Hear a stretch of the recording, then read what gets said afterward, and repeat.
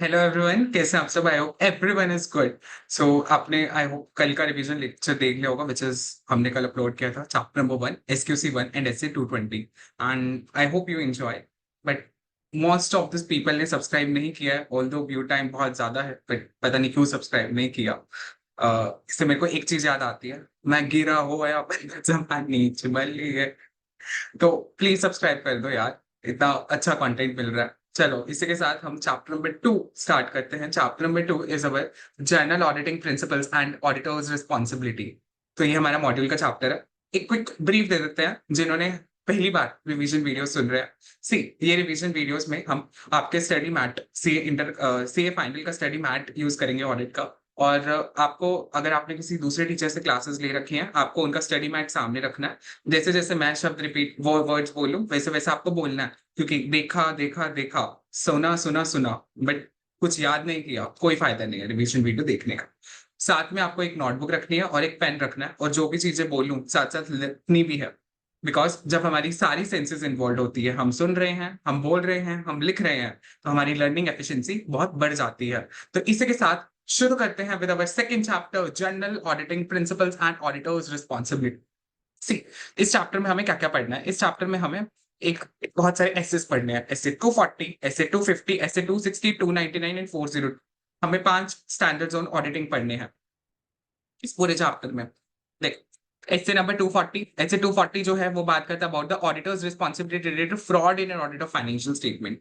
ये फ्रॉड के बारे में बात करता है, जो ऑडिटर की रिस्पॉन्सिबिलिटी फ्रॉड के रिगार्डिंग होती है, उसके बारे में बात करता है। एसे 250 बात करता है आपका लॉ और रेगुलेशन का आप कंप्लाई कर रहे हैं कि नहीं कर रहे हैं, उसके रिगार्डिंग बात करता है। ऐसे 260 के अंदर हम बात करते हैं रिगार्डिंग कम्युनिकेशन टू टीसीडब्ल्यूजी। आपको TCWG, those charge with governance को जो ऑडिटर को कम्युनिकेट करना है, उसके बारे में बात करता है। ऐसे 299 बात करता है जॉइंट ऑडिट के बारे में। एंड ऐसे 402 बात करता है audit consideration related to entity using a service organisation. जब एक ऑडिट एंटिटी सर्विस ऑर्गेनाइजेशन का इस्तेमाल करती है, तो उसे क्या क्या चीजें ध्यान में रखनी है, what are the audit procedures that the organisation will apply, उसके बारे में हम बात करेंगे इस वाले में। अब हमें 5 स्टैंडर्ड पढ़ने हैं। ये तो बहुत मुश्किल हो जाएगा। नहीं, कुछ मुश्किल नहीं होगा, मैं हूं ना, तो हम इसको बहुत आसान बना देंगे। और अगर आप पहली बार देख रहे हैं, तो इसके जो नोट्स हैं, हम स्टडी मैट यूज कर रहे हैं, तो मैंने आपके लिए हर एक जगह मार्किंग कर दी है, क्योंकि पूरा स्टडी मैट तो कौन कौन ही पढ़ेगा।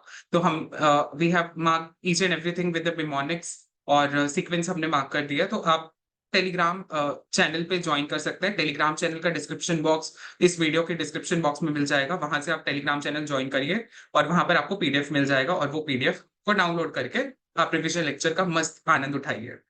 चलिए शुरू करते हैं with our first standard, which is SA number 240। SA 240 बात करता है auditors responsibility relating to fraud in an audit of financial statement. Fraud के रिस्पेक्ट में ऑडिटर की क्या रिस्पॉन्सिबिलिटी है, उसके बारे में ये पूरा स्टैंडर्ड बात करता है। एक बेसिक मैं बता देता हूं कि ऑडिटर की क्या फ्रॉड के रिगार्डिंग रिस्पॉन्सिबिलिटी होती है, यही हमें पूरे स्टैंडर्ड में पढ़ना है। तो इसी के रिगार्डिंग पूरा स्टैंडर्ड है। सबसे पहले ऑब्जेक्टिव क्या है ऑडिटर का, इस एसए 240 का ऑब्जेक्टिव क्या है? कोई भी स्टैंडर्ड ऑब्जेक्टिव स्टार्ट होते हैं, तो वो फर्स्टली स्टार्ट होता है विद ऑब्जेक्टिव। एक बेसिक बेसलाइन बताता है कि ये स्टैंडर्ड बोलना क्या चाहता है। तो एसए 240 का basic objective is to identify and assess risk of material misstatement. मैं रिस्क ऑफ मटेरियल मिसस्टेटमेंट को शॉर्ट फॉर्म बोलूंगा ROMM. Risk ROMM, risk of material misstatement. तो आपने एक स्टैंडर्ड पढ़ा होगा सीए इंटर में, आई होप थोड़ा बहुत जानकारी होगा सीए इंटर का, बिकॉज हम सारे सीए फाइनल में आए हैं, तो सीए इंटर तो पास करके आए होंगे। कोई ऐसा तो नहीं है डायरेक्ट एंट्री से सीए फाइनल में आया, तो उसका मैं कुछ नहीं कर सकता, और ये पॉसिबल नहीं है। तो इसमें सबसे पहले एसए नंबर 315 है। एसए 315 अगर किसी को याद हो तो उसका नाम क्या था? Understanding the entity and its environment including its internal control and to identify and assess risk of material misstatement. इतना बड़ा नाम वैसे ही गए। तो उसी से हमारे पास ये ऐसे 315 है, to identify and assess risk of material misstatement. SA 500 याद है किसी को? ऐसे 500 होता था ऑडिट एविडेंस के रिगार्डिंग। तो हमें ऑडिट एविडेंस भी ऑब्टेन करना, और वो ऑडिट एविडेंस कैसा होना चाहिए? सफिशिएंट एंड अप्रोप्रिएट होना चाहिए। ये ऐसे 315, ऐसे 500, ऐसे 330, ये हमारा बहुत डिटेल में 315 और 330 हमारे चैप्टर नंबर 4 में डिटेल में है। उसका भी रिविजन वीडियो में डाल दूंगा, आप वहां से देख लेना। एंड ऐसे नंबर 500 जो है वो आपका चैप्टर नंबर 5 के अंदर है, वो उसका भी रिविजन वीडियो आ जाएगा। तो ऑडिटर की रिस्पॉन्सिबिलिटी बेसिक सिंपल सी है। ऑब्जेक्टिव क्या है एसए 240 का? The first one is S A number 315 का कंप्लाई करो, आपको आइडेंटिफाई असेस करना है risk of material misstatement. S A number 500 आपको sufficient appropriate audit evidence obtain करना है, एंड एसए नंबर 330 आपको रिस्पॉन्ड करना है appropriately in respond to assess fraud. जो भी फ्रॉड हुआ है, सस्पेक्टेड फ्रॉड, उसके रिस्पेक्ट में आपको रिस्पॉन्ड करना है। तो बेसिक ऑब्जेक्टिव क्या है? 315, 330 and 500। That's the basic objective of this SA. Okay, fraud होता क्या है? अयो, फ्रॉड होता क्या? Fraud, what do you mean by fraud? Fraud intentional act होता है कि अनइंटेंशनल एक्ट होता है? Fraud is a intentional act. अगर यही चीज अगर अनइंटेंशनल एक्ट होता तो ये हो जाता एरर। तो फ्रॉड एक तरह का इंटेंशनल एक्ट, मतलब जानबूझ के किया हुआ एक्ट है। और ये कौन करता है? Bye one or more individuals among management. या तो मैनेजमेंट ये करेगा फ्रॉड, या दोज चार्ज विद गवर्नेंस करेंगे, या एम्प्लॉयज करेंगे, या थर्ड पार्टी करेंगे। चार जनों में से कोई भी करेगा। मैनेजमेंट कर सकता है, टीसीडब्ल्यूजी कर सकता है, एम्प्लॉयज कर सकते हैं, कोई भी थर्ड पार्टी कर सकता है, जिसके अंदर वो यूज करेंगे डिसेप्शन का। डिसेप्शन का मतलब क्या होता है? चीटिंग। डिसेप्शन का मतलब होता है चीटिंग। वो चीटिंग करेंगे तो ऑब्टेन अनजस्ट और इलीगल एडवांटेज, ताकि उन्हें एक एडवांटेज मिल जाए, इलीगल एडवांटेज मिल जाए। तो फ्रॉड क्या हो गया? Fraud is intentional act by one or more individual among management, TCWG, employees और third party involving the use of deception. अब पेपर में आपको चीटिंग शब्द नहीं लिखना, डिसेप्शन ही लिखना है, कीवर्ड्स। तो involving the use of deception to obtain in illegal और अनजस्ट एडवांटेज। अब मिसस्टेटमेंट जो होती है फाइनेंशियल स्टेटमेंट के अंदर, मिसस्टेटमेंट या तो फ्रॉड के कारण हो सकती है या फिर एरर के कारण हो सकती है। ऑडिटर जो है वो केवल उन्हीं फ्रॉड्स के साथ कंसर्न होता है जो, और बेसिक डिफरेंस इन दोनों फ्रॉड और एरर के बीच में वही है कि एक्ट है। वो अनइंटेंशनल एक्ट हमने किया कि इंटेंशनल एक्ट किया। अगर वो अनइंटेंशनल एक्ट है तो वो हमारा एरर हो गया, और अगर इंटेंशनल जानबूझ के किया तो वो फ्रॉड हो जाएगा। ऑडिटर केवल वही फ्रॉड के साथ, क्या ऑडिटर सारे फ्रॉड के साथ कंसर्न है? बिल्कुल नहीं। ये बहुत इंपॉर्टेंट है। Auditor is not concern with all the fraud, he is concern only with fraud that cause material misstatement in the financial statement. अगर आपकी फाइनेंशियल स्टेटमेंट के अंदर मटेरियल मिसस्टेटमेंट हो रहा है, what do you mean bye materiality? Materiality मतलब होता है कि आपके जो यूजर के डिसीजन है, मतलब जो जनरल पब्लिक आपके डिसीजन, ऑडिटर के डिसीजन पे बेसिस पे डिसीजन ले रही है, यूजर के डिसीजन अगर इन्फ्लुएंस होते हैं, यूजर के अगर डिसीजन हमारा इन्फ्लुएंस होता है, तो उसे हम मटेरियलिटी के नाम से बोलते हैं। तो if your user decision gets influence, तो उसे मटेरियल बोलते हैं। तो ऑडिटर केवल वही फ्रॉड के साथ कंसर्न है जो मटेरियल मिसस्टेटमेंट क्रिएट करता है, किसके अंदर? फाइनेंशियल स्टेटमेंट के अंदर। ऑडिटर केवल उन्हीं फ्रॉड्स के साथ कंसर्न है। फ्रॉड दो तरह का हो सकता है। First one is your FFR, fraudulent financial reporting, और सेकंड हमारा misstatement resulting from MOA. MOA is misappropriation of asset. तो फ्रॉड जो होता है वो दो तरीके से आपका राइज हो सकता है। First one is miss statement resulting from fraudulent financial reporting, और दूसरा मिस स्टेटमेंट जो रिजल्ट करता है from miss appropriation of asset. अब ये दोनों अराइज करने के लिए हमारे पास कुछ फ्रॉड रिस्क फैक्टर्स होते हैं जो हम बहुत डीप में जाके भी पढ़ेंगे। देखो, तीन तरह के फ्रॉड रिस्क फैक्टर्स होते हैं। फ्रॉड रिस्क फैक्टर्स कितने तरह के होते हैं? बोलो, तीन तरह के होते हैं। फर्स्ट वन इज इंसेंटिव और pressure to commit the fraud. First one is आपके पास इंसेंटिव है, आपके पास एक प्रेशर या फिर इंसेंटिव है कि आपके पास, आपको एक ऐसा इंसेंटिव मिला कि आप फ्रॉड को कमिट कर सकते हो। सेकंड, आपके पास एक अपॉर्चुनिटी आई, received opportunity to commit the fraud. और third is rationalisation of act. Third one is rationalisation of act. तो these are the three fraud risk factors जो आपको याद रखने हैं। तीन फ्रॉड रिस्क फैक्टर कौन से हैं? सबसे पहला इंसेंटिव या फिर pressure to commit a fraud, received opportunity, and the third one is rationalisation of act. हो गए याद? तो देखो, फ्रॉड जो होता है वो दो चीजों से राइज हो रहा है। पहला, मिसस्टेटमेंट जो आपकी फ्रॉडलेंट फाइनेंशियल रिपोर्टिंग की वजह से हो रही है। सेकंड, जो मिस एप्रोप्रिएशन हो रही है ऑफ एसेट्स की वजह से, misstatement rising from miss appropriation of assets. और फ्रॉड रिस्क फैक्टर कितने तरह के होते हैं? तीन तरह के फ्रॉड रिस्क फैक्टर होते हैं। इंसेंटिव और pressure to commit a fraud, received opportunity to commit a fraud, और रेशनलाइजेशन ऑफ एक्ट। मैं हर बार चीजें इसलिए रिपीट कर रहा हूं ताकि आपके माइंड में याद हो जाए आपको, क्योंकि ultimate objective of this video is to remember you the things. तो वही चीज बोल रहा है, दो तरह की आपकी मिस स्टेटमेंट राइज होती है। Misstatement resulting from FFR, fraudulent financial reporting, और मिस स्टेटमेंट जो रिजल्ट होते हैं from MOA, misappropriation of assets. Okay, fraud risk factor में हमने पहला पढ़ा था इंसेंटिव या फिर pressure to commit a fraud. अब देखो, इंसेंटिव या pressure to commit a fraudulent financial reporting, ये रीजन इसके क्यों है, क्यों हो सकता है आपके ऊपर इंसेंटिव या प्रेशर क्यों आ रहा है? First one is the pressure, जो बाहर की एंटिटी या फिर आपकी मैनेजमेंट से जो भी प्रेशर आ रहा है, एक तो वो रीजन हो सकता है। Second is earning target unrealistic, मतलब मैनेजमेंट आपको कह रही है कि आपको इतना सेल्स ग्रोथ अचीव करना है जो बिल्कुल अनरियलिस्टिक लगता है। जैसे मैनेजमेंट ने कहा आपको 50% सेल्स हाइक करके देना, तो ये तो बिल्कुल एक अनरियलिस्टिक टारगेट हो गया ना। ऐसा पॉसिबल तो है नहीं कि 50% हमारा सीधा सेल्स इंक्रीज हो जाए, तो ये अनरियलिस्टिक टारगेट है। तो इन दो वजह से आपका इंसेंटिव या प्रेशर एक्सिस्ट हो सकता है in the fraudulent financial reporting. The first one is pressure to commit a fraud and second one is earning strength management. Second is incentive to misappropriate the asset. वो कब हो सकता है? अगर individuals are living beyond their means. मतलब आप employ जो है वो पैसे उड़ा रहा है, मतलब इंडिविजुअल को लगता है कि मैं तो अच्छा लाइफस्टाइल जीऊं, मेरी सैलरी लेट से मेरी सैलरी है 10,000, उस एम्प्लॉय की सैलरी 10,000 रुपए है, लेकिन उसे चाहिए 50,000 रुपए तक का खर्चा. तो इसके लिए वो चोरी चकारी पे उतर आएगा. मिस अप्रोप्रिएशन ऑफ एसेट का मतलब था चोरी, थेफ्ट करना एसेट्स को. इसके बाद प्रिसीव्ड अपॉर्चुनिटी. अब अपॉर्चुनिटी कब मिल सकते हैं फ्रॉड कमिट करने की? जब आपके इंटरनल कंट्रोल्स ही बिल्कुल बकवास है. ऑर्गेनाइजेशन के अंदर इंटरनल कंट्रोल इतने अच्छे ही नहीं है. इवन आपकी जो मैनेजमेंट वगैरह है वो भी इन कंट्रोल्स को ओवरराइड कर रही है, तोड़ रही है इन कंट्रोल्स को. Last one is rationalisation of act. अब रेशनलाइजेशन ऑफ एक्ट के रीजंस क्या क्या हो सकते हैं? आपकी एथिकल वैल्यू. एथिक्स को तो भाड़ में जाने दे रहे हो, छोड़ो. क्या होता है एथिकल? भाड़ में गया एथिकल. हमें तो पैसे से मतलब है, ऐसा नहीं करना है. Second is dishonest act. आप झूठ वगैरह बोल के अच्छी अपॉर्चुनिटी वगैरह ले रहे हो, वो भी रीजन हो सकता है. तो सारे हमने पढ़ लिया. इसके बाद चलते हैं आगे. फ्रॉडलेंट फाइनेंशियल रिपोर्टिंग कैसे एंटिटी कॉज करती है. अब एफएफआर के रिलेटेड पॉइंट्स है, एक एक करके बात करते हैं. अच्छा, इन सबसे पहले तो फ्रॉडलेंट फाइनेंशियल रिपोर्टिंग होता क्या? फ्रॉडलेंट फाइनेंशियल रिपोर्टिंग एक तरह का आपका इंटेंशनल मिसस्टेटमेंट होता है, इंक्लूडिंग ओमिशंस. आप ओमिट कर देते हो, मतलब दिखाते नहीं हो अपने फाइनेंशियल स्टेटमेंट में, अमाउंट्स नहीं दिखा रहे हो, आप डिस्क्लोजर्स वगैरह प्रेजेंट नहीं कर रहे हो. जैसे मैंने बोनस शेयर दिया, मैं उसका डिस्क्लोजर नहीं दिखा रहा हूँ फाइनेंशियल स्टेटमेंट के अंदर.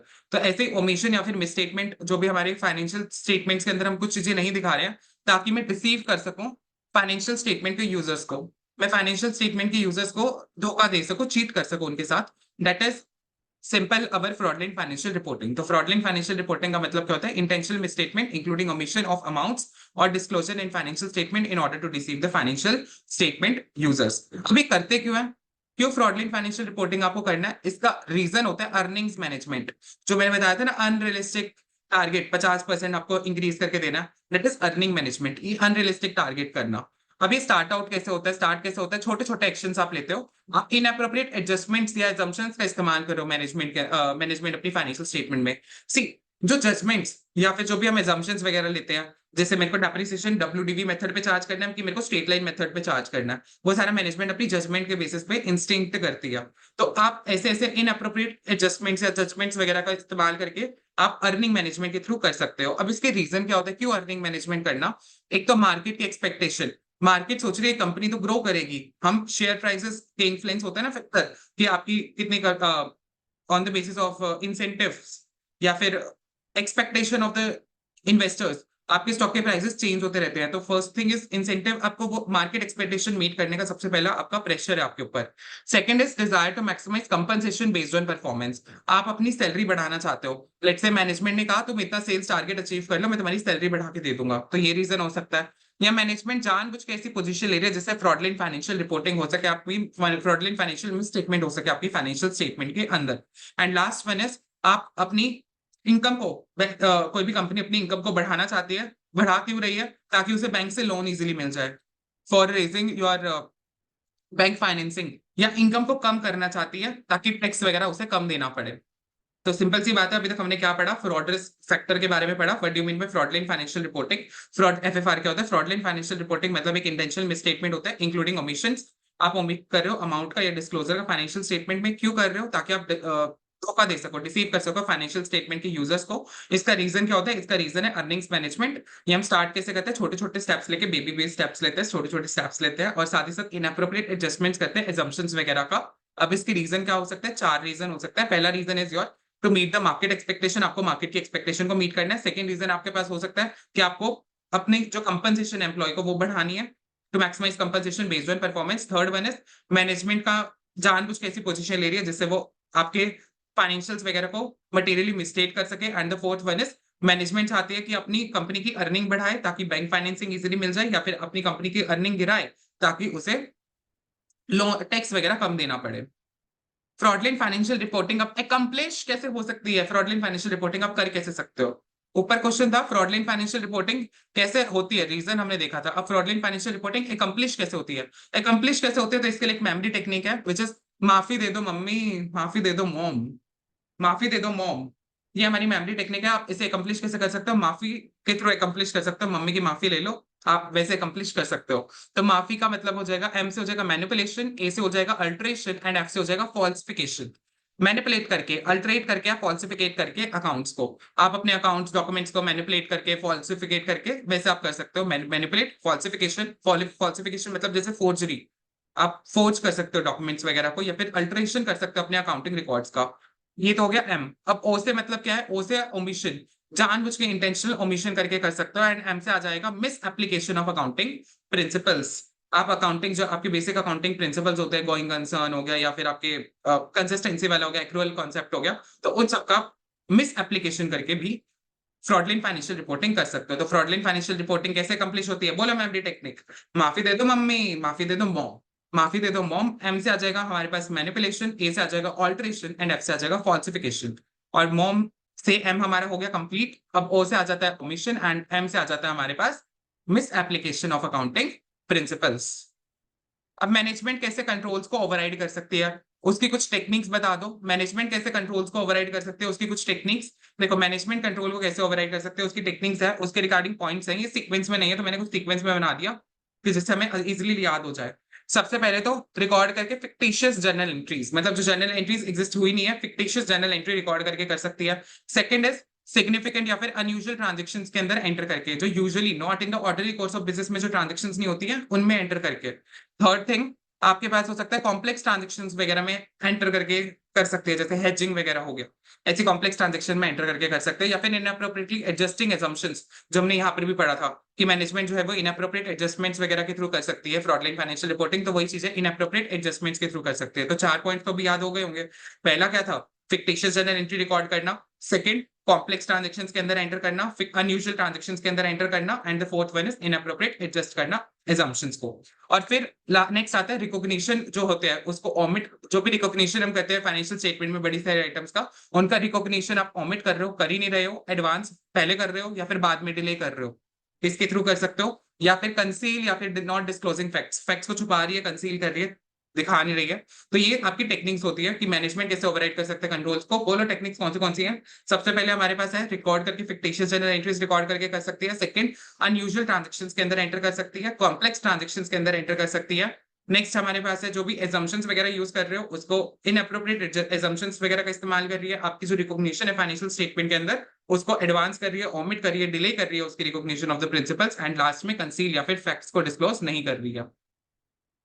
Next one is misappropriation of assets. देखो, मिस एप्रोप्रिएशन ऑफ एसेट्स आप कैसे अकम्प्लिश कर सकते हो? What do you mean by first of all miss appropriation of assets? मैंने तुम्हें बताया था मिस एप्रोप्रिएशन का मतलब होता है चोरी करना। आप एंटिटी की एसेट्स को चोरी कर रहे हो। या फिर ऑफन इसे कौन करता है? इसे एम्प्लॉयज करते हैं। अब इसके लिए मैं एक स्टोरी सुना सकता हूँ। मैं जैसे हमारे आप आर्टिकल जब जहां से कर रहे हो, वहां पर आपको एक मिल गया आर्टिकल, बेचारा सा मासूम सा नन्ना मुन्ना आर्टिकल, वहां से स्टेपलर की चोरी कर रहा है। वहां से आप प्रिंटर जो है वहां का, वहां से अपने स्टडी मैट के नोट्स निकाल रहा है। तो वो भी एक तरह से आप चोरी कर रहे हो, एंटिटी के एसेट्स का चोरी कर रहे हो। Not so serious one, but चोरी तो चोरी होती है, चाहे छोटी अमाउंट की भी क्यों ना हो। तो ये मिस एप्रोप्रिएशन ऑफ एसेट्स हो गया। तो miss appropriation of assets involve theft of entity assets. आप एंटिटी के एसेट्स को चुरा रहे हो, और इसे मेनली एम्प्लॉयज करते हैं, छोटी छोटी अमाउंट में करते हैं और इमटेरियल अमाउंट में करते हैं। ये बहुत ज्यादा डिफिकल्ट होता है डिटेक्ट करना। अब आप कैसे डिटेक्ट करोगे उसने कितने पेजेस प्रिंट निकाले या फिर जो भी चीजें। और ये और ज्यादा डिफिकल्ट तो डिटेक्ट हो जाते हैं जहां पर मैनेजमेंट इन्वॉल्व हो जाए, क्योंकि मैनेजमेंट ही कंट्रोल्स बनाती है। अगर मैनेजमेंट नहीं, अगर कंट्रोल्स बनाए और अगर मैनेजमेंट ही चोरी करने पे उतर आए, तो घर का बेटी लंका ढाए, कैसे ही आप पकड़ोगे उसको? ओके, अब ये मिस एप्रोप्रिएशन ऑफ एसेट्स आप अकम्प्लिश कैसे कर सकते हो? जैसे ऊपर हमने पढ़ा था फ्रॉडलेंट फाइनेंशियल रिपोर्टिंग हम अकम्प्लिश कैसे कर सकते थे?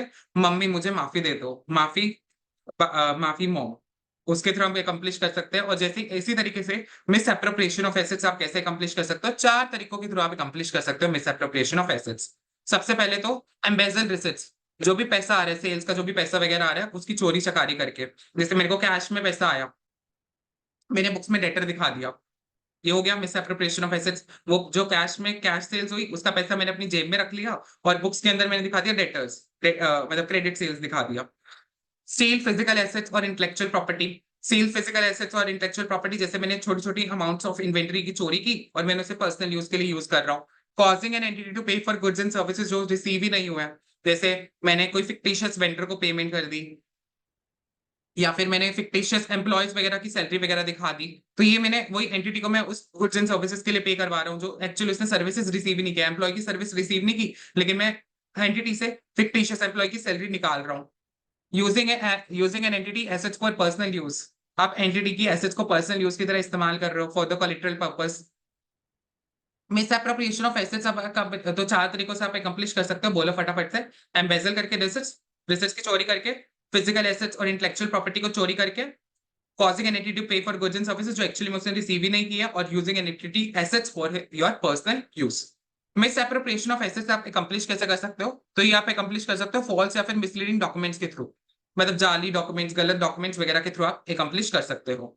Auditor does not make legal determination of whether the fraud has occurred. अब क्या ऑडिटर की रिस्पॉन्सिबिलिटी होती है कि फ्रॉड अकर हुआ है कि नहीं हुआ है, उस पर क्या लीगल रिस्पॉन्सिबिलिटी आती है? बिल्कुल नहीं आती है। ऑडिटर केवल, वैसे भी हमने दो चीजें पढ़नी है, अगर कभी भी क्वेश्चन आ जाए आपको इतना ध्यान रखना है कि ऑडिटर केवल उन्हीं फ्रॉड्स के साथ कंसर्न होता है जो आपके रिलेट होते हैं, तो miss appropriation of assets in the financial statement, और ऑडिटर की कभी भी लीगल डिटर्मिनेशन नहीं आती है कि भाई फ्रॉड असली में अकर हुआ है कि नहीं हुआ है, क्योंकि ये सारा का सारा जो भी डिसीजन वगैरह होता है, it's ultimately a matter of decision of the court of law ना।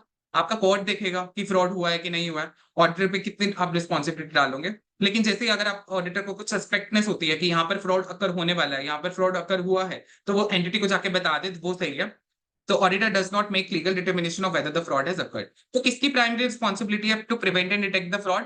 That's responsibilities of the management and TCWG. ये मैनेजमेंट और टीसीडब्ल्यूजी की रिस्पॉन्सिबिलिटी है। मैनेजमेंट को ऐसा बढ़िया सा फ्रॉड प्रिवेंशन और फ्रॉड डिटेक्शन टेक्निक्स लगानी पड़ेगी ऑर्गेनाइजेशन में कि आपका फ्रॉड बिल्कुल इजीली प्रिवेंट हो सके और सारे लोग उस फ्रॉड को इजीली डिटेक्ट कर सके।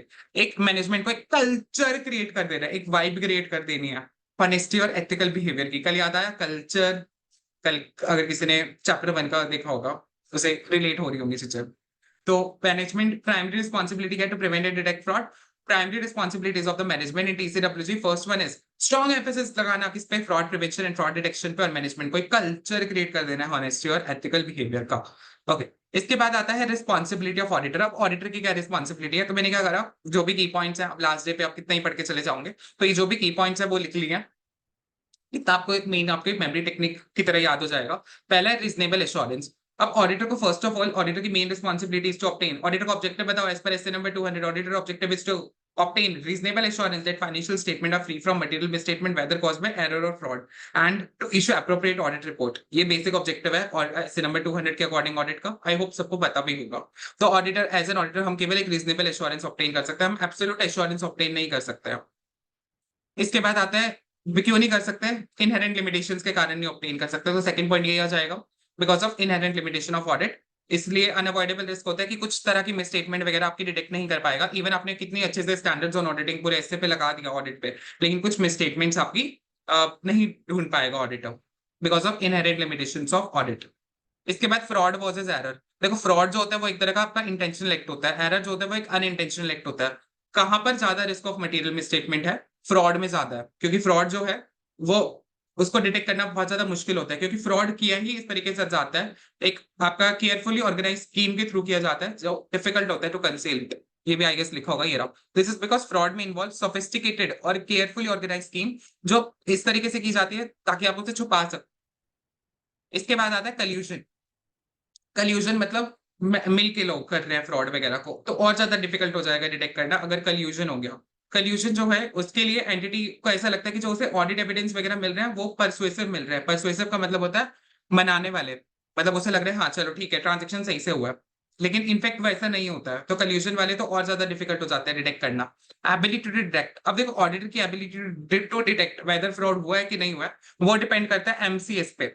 एमसीएस मैनेजमेंट जो आपकी ट्रेनिंग होती है ना, उसके थ्रू मेमोरी टेक्निक याद रख लो कि आपकी जो ऑडिटर होती है एबिलिटी टू डिटेक्ट कि भाई फ्रॉड हुआ है कि नहीं हुआ है, वो किस पे डिपेंड करती है? एमसीएस पे डिपेंड करती है। सेपरेट क्वेश्चन भी आ सकता है।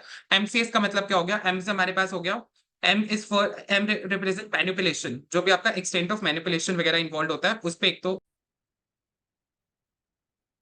तो मैनिपुलेशन पे डिपेंड करता है। सेकंड हमारे पास है सी, सी से हमारे पास आता है सी is for your कल्यूजन।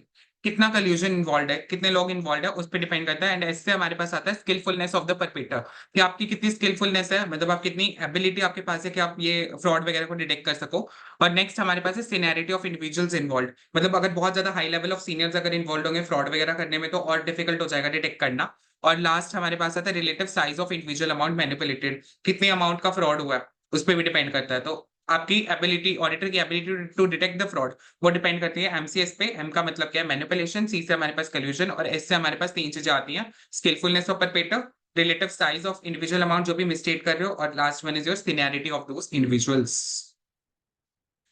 It is difficult for the auditor to determine whether the fraud, जो भी मिसस्टेटमेंट जजमेंट एरियाज के अंदर होती है, जैसे आप अकाउंटिंग एस्टिमेट वगैरह बना रहे हो तो वहां पर फ्रॉड को डिटेक्ट करना और ज्यादा दिक्कत वाली बात हो जाती है। Risk of an auditor of not detecting material misstatement resulting from management fraud, वो ज्यादा होता है एम्प्लॉय के फ्रॉड से। हम सबको पता है मैनेजमेंट फ्रॉड को डिटेक्ट करना और ज्यादा दिक्कत वाला काम होता है rather than your employee fraud. Reason क्या है इसका, इसका reason first of all the reason is that कि आप, बिकॉज इसका रीजन क्या हो सकता है, इसका रीजन तीन रीजन हो सकते हैं, क्योंकि मैनेजमेंट जो है वो मैनिपुलेट कर सकती है आपके अकाउंटिंग रिकॉर्ड्स वगैरह, मैनिपुलेट कर सकती है, प्रेजेंट कर सकती है फ्रॉडलेंट फाइनेंशियल इन्फॉर्मेशन दिखा सकती है, या फिर ओवरराइड कर सकते हैं आपके कंट्रोल प्रोसीजर्स को। इस वजह से ये रीजन होता है, क्योंकि मैनेजमेंट जो है आपके जो भी रिकॉर्ड्स वगैरह उनको इजीली मैनिपुलेट कर सकती है, ओवरराइड कर सकती है कंट्रोल, जो उसने खुद कंट्रोल बनाए हैं उन सबको कंट्रोल्स को तोड़ सकते हैं, ओवरराइड कर सकती है।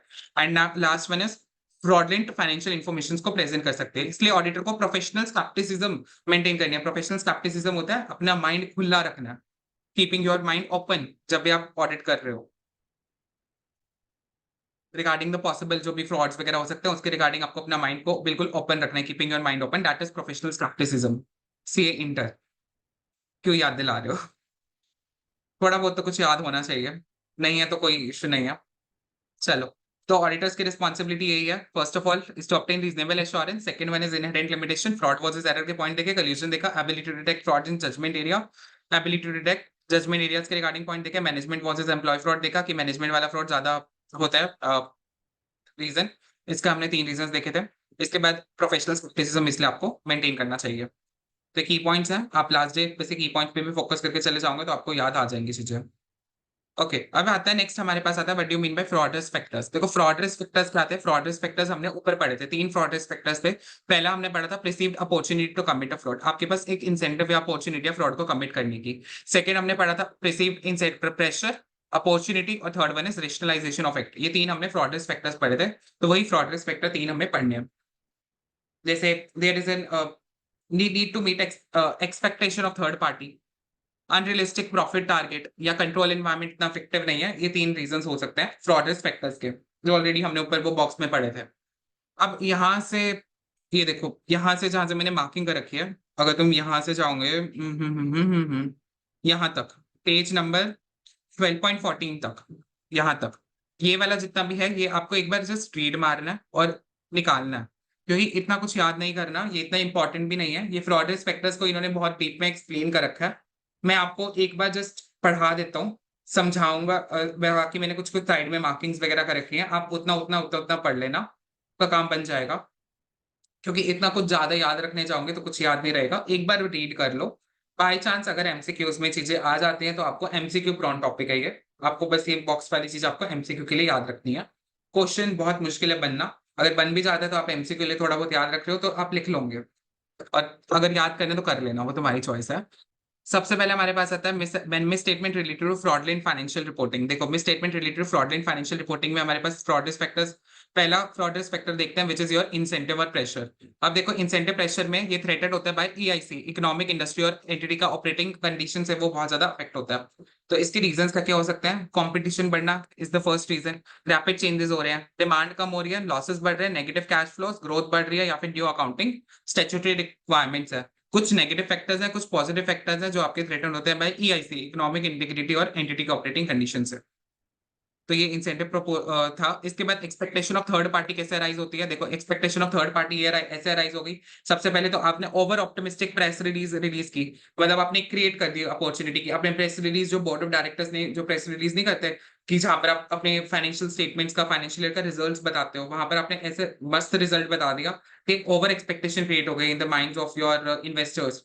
तो इस वजह से आपने एक एक्सपेक्टेशन ऑफ थर्ड पार्टी की वजह से एक तो प्रेशर क्रिएट हो गया। सेकंड, अब आपको अच्छा प्रॉफिट वगैरह दिखाना पड़ेगा, क्योंकि मेरे को एडिशनल डेट या फिर फाइनेंस रेज करना है फॉर माय कैपेक्स या फिर R&D पर्पस के लिए। मेरे को लिस्टिंग स्टॉक एक्सचेंज में लिस्ट होना है, तो इसलिए मेरे को बढ़िया से और पैसा चाहिए। तो एक ही रीजन हो सकता है। पुअर फाइनेंशियल रिजल्ट्स भी अनदर रीजन हो सकते हैं कि अगर मेरे पुअर फाइनेंशियल रिजल्ट्स दिखाऊंगा तो इससे मेरे स्टॉक के प्राइसेस पे बहुत ज्यादा इंपैक्ट पड़ेगा, एडवर्स इंपैक्ट पड़ेगा। तो ये 4 रीजंस हो सकते हैं क्यों मेरा expectation of third party arise होता है। Over optimistic press release, additional date या फाइनेंस पर्पस के लिए, लिस्टिंग रिक्वायरमेंट के लिए, एंड पुअर फाइनेंशियल रिजल्ट्स का एक एडवर्स इंपैक्ट पड़ेगा। इसके बाद पर्सनल फाइनेंसिंग सिचुएशन। देखो पर्सनल फाइनेंसिंग सिचुएशन में क्या है, एक तो फाइनेंशियल अगर जैसे अगर खुद ही अगर TCWG वगैरह या मैनेजमेंट वगैरह अगर ऑर्गेनाइजेशन को पैसे देते हैं टू मी पर्सनल फाइनेंसिंग करते हैं, तो उनका एक फाइनेंशियल इंटरेस्ट क्रिएट हो जाता है। आपने इसका एग्जांपल पढ़ा होगा, सेल्फ इंटरेस्ट थ्रेट। एक सेल्फ इंटरेस्ट थ्रेट क्रिएट हो जाता है, तो सिग्निफिकेंट फाइनेंशियल इंटरेस्ट उनका क्रिएट हो जाता है। Personal guarantee of debts to the entity. Entity की जो भी डेट्स हैं, मतलब एंटिटी के जो भी क्रेडिटर्स वगैरह है, उसके लिए मैनेजमेंट खुद अपनी पर्सनल गारंटी दे रही है, तो उस वजह से भी क्रिएट हो सकता है आपका personal financial situation. Significant portion of compensation जो है वो कॉन्टिजेंट है कि कितने वो टारगेट अचीव करेंगे, उस पे डिपेंड है। या फिर बहुत ज्यादा एक्सेसिव प्रेशर आ रहा है मैनेजमेंट की वजह, मैनेजमेंट ने बहुत ज्यादा प्रेशर लगा रखा है आपके ऊपर कि आपको इतना टारगेट वगैरह अचीव करना है, आपको 50% तक का टारगेट अचीव करना है, जो बिल्कुल अनरियलिस्टिक है। इस वजह से हो सकता है। अभी देखो अपॉर्चुनिटी क्या क्या हो सकती है फ्रॉडलेंट फाइनेंशियल रिपोर्टिंग की। फ्रॉडलेंट फाइनेंशियल रिपोर्टिंग की अपॉर्चुनिटी एक ये हो सकती है कि आपकी बहुत ज्यादा सिग्निफिकेंट रिलेटेड पार्टी ट्रांजेक्शंस आप करते हो, अपने सगे संबंधी वगैरह से ज्यादा आप ट्रांजेक्शंस वगैरह एंटर करते हो, वो भी non arm length transaction, non arm length price पे, एट आर्म्स लेंथ प्राइस नहीं करते हो। स्ट्रॉन्ग फाइनेंशियल प्रेजेंस है आपकी है इंडस्ट्री सेक्टर में, मतलब गुंडे हो उस इंडस्ट्री के, आपकी मर्जी है, मतलब आप एक मोनोपोलिस्टिक सिचुएशन क्रिएट कर रहे हो, या फिर सिग्निफिकेंट एस्टिमेट्स वगैरह आप मेड करते हो जजमेंट्स वगैरह के अंदर, अनयूजुअल या फिर कॉम्प्लेक्स ट्रांजेक्शन के अंदर एंटर कर रहे हो आप। इसके बाद सिग्निफिकेंट ऑपरेशंस आपके लोकेटेड है इंटरनेशनल बॉर्डर्स पे, या फिर आप बिजनेस इंटरमीडिएट्स का इस्तेमाल कर रहे हो, या फिर अगर आप सिग्निफिकेंट बैंक अकाउंट्स आपके कुछ 7 जुडिकेशंस के अंदर है, वो भी रीजन हो सकता है। मॉनिटरिंग ऑफ मैनेजमेंट इतना ज्यादा इफेक्टिव नहीं होता। कब नहीं होता मॉनिटरिंग ऑफ मैनेजमेंट इतना ज्यादा इफेक्टिव? दो सिचुएशंस में मॉनिटरिंग ऑफ मैनेजमेंट इतना ज्यादा इफेक्टिव नहीं होता। पहला होता है सिंगल ओनर एंटिटी। जो एंटिटी सिंगल ओनर एंटिटी होती है, वहां पर इतना ज्यादा हमारा मॉनिटरिंग इतना इफेक्टिव नहीं होता। अगर एक सिंगल बंदा अगर आपकी एंटिटी चला रहा है, प्रोप्राइटरशिप वगैरह हो गई, या TCWG, जहां पर TCWG का ओवरसाइट होता है ना। TCWG का काम क्या होता है? दो चार्ज विद गवर्नेंस का काम होता है is to oversight over your financial reporting process. पूरे फाइनेंशियल रिपोर्टिंग प्रोसेस के ऊपर ओवरसाइट करना कि आपका फाइनेंशियल रिपोर्टिंग का प्रोसेस बिल्कुल ठीक ठाक से चल रहा हो, तो वो अच्छा, वो इतना इफेक्टिव नहीं है TCWG का ओवरसाइट।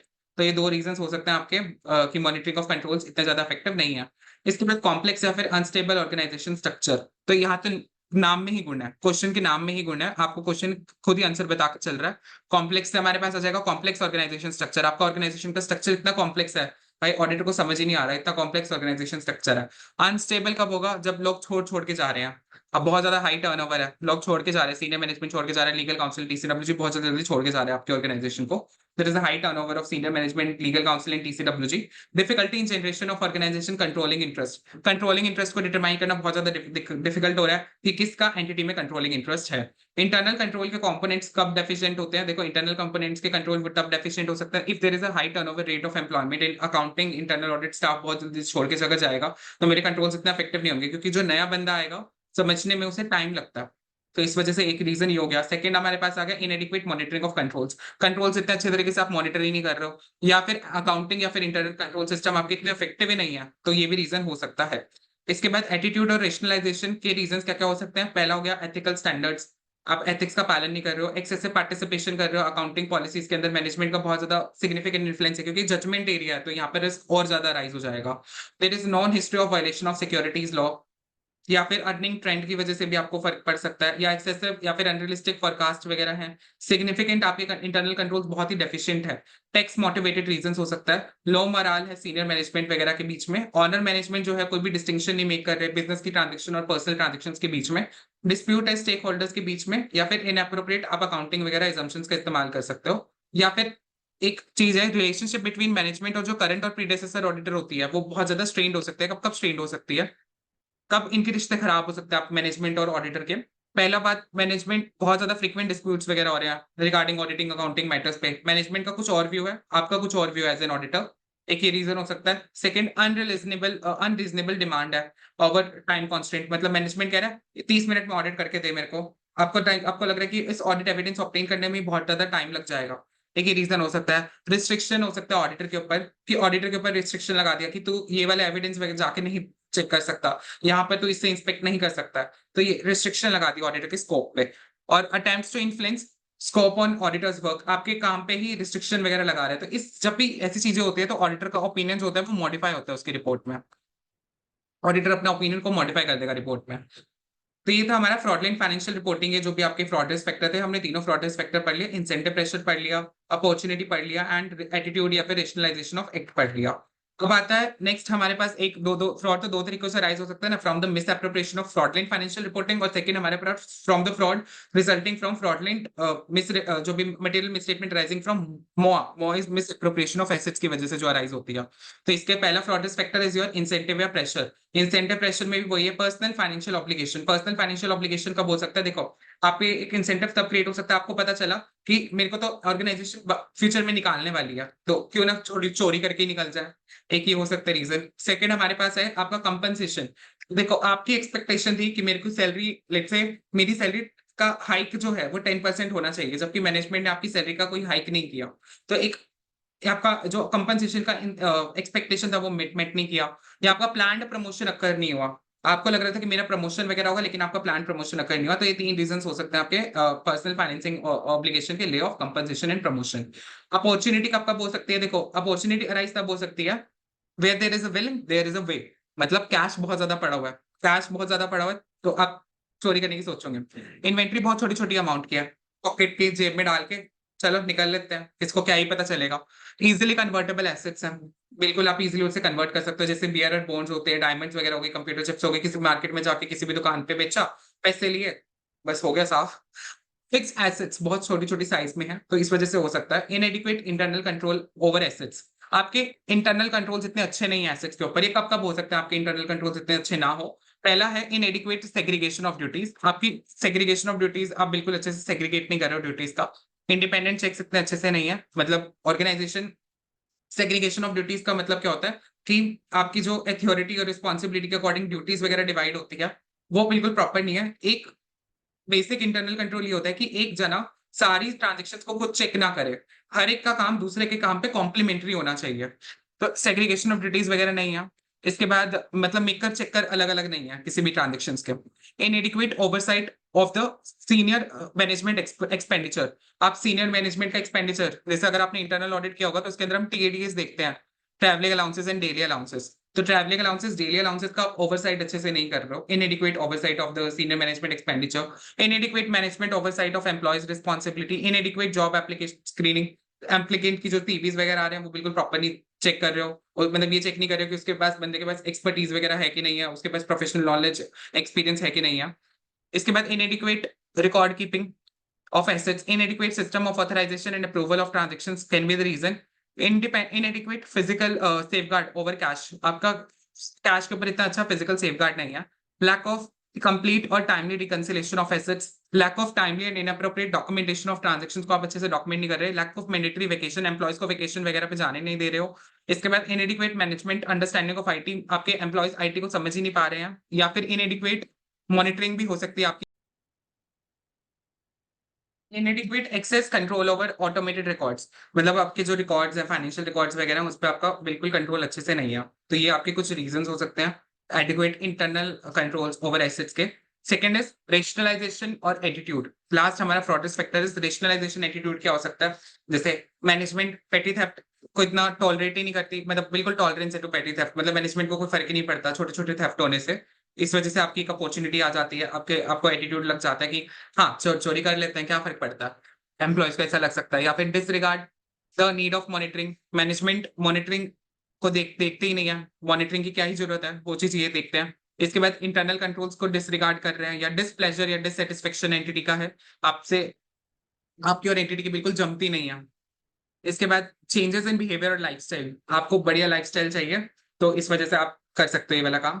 ओके, तो इसी के साथ अपने सारा अपेंडिक्स पढ़ लिया। इसको मैं एक बार आप या तो वीडियो को 2 बार सुन लेना, एक बार खुद पढ़ लेना, याद हो जाएंगे ये। और वैसे भी एमसीक्यू पर्पस के लिए मैंने ऑलरेडी बता भी दिया है जितना भी मैंने मार्किंग किया। अब आता है why evaluation of fraud risk factor necessary क्यों है। देखो evaluation of fraud risk factor इसलिए जरूरी है क्योंकि ये fraud risk factor risk of material misstatement दिखाते हैं, दे इंडिकेट रॉन्ग। आपको आपकी जो ऑडिट इसलिए ऑडिटर को अपनी प्रोफेशनल जजमेंट लगानी पड़ेगी इन सबको डिटेक्ट करने के लिए। और कुछ इसके लिए आपको बिल्कुल अपनी प्रोफेशनल जजमेंट लगानी पड़ेगी। और फैक्ट कि भाई फ्रॉड जो होता है वो यूजुअली इसलिए किया जाता है, छुपाने के लिए फ्रॉड किया जाता है ना। They are the careful organise team, तो इनको डिटेक्ट करना बहुत ज्यादा डिफिकल्ट होता है। तो why evaluation of fraud risk factor is important because of the 3 reason. First one is they indicate risk of material misstatement.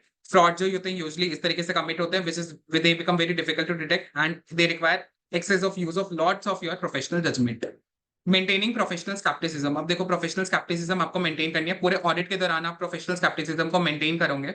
अगर ऑडिटर के पास कोई भी ऐसा उसे लगता है रीजन वगैरह लगता है कि आपके जो फ्रॉड्स आपके डॉक्यूमेंट्स वगैरह हैं या रिकॉर्ड्स वगैरह हैं वो जेन्युइन है कि नहीं है, तभी वो एक्सेप्ट करेगा। तो basically unless a reason to contrary, मतलब अगर उसे ये लगता है कि अगर डॉक्यूमेंट्स या फिर एविडेंस वगैरह जेन्युइन नहीं है तो एक्सेप्ट नहीं करेगा, लेकिन अदरवाइज वो एक्सेप्ट करेगा, वो मान लेगा चलो रिकॉर्ड डॉक्यूमेंट जेन्युइन है।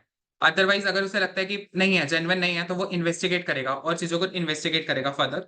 और रिस्पॉन्स टू इंक्वायरी, जो उसने मैनेजमेंट वगैरह से कुछ इंक्वायरी वगैरह करी, अगर उसके रिजल्ट्स वगैरह इनकंसिस्टेंट है, मतलब मैनेजमेंट उसे बता नहीं रही है, तो इस वजह से फिर वो और फर्दर इन्वेस्टिगेट करेगा उन सारी इनकंसिस्टेंसीज को भी।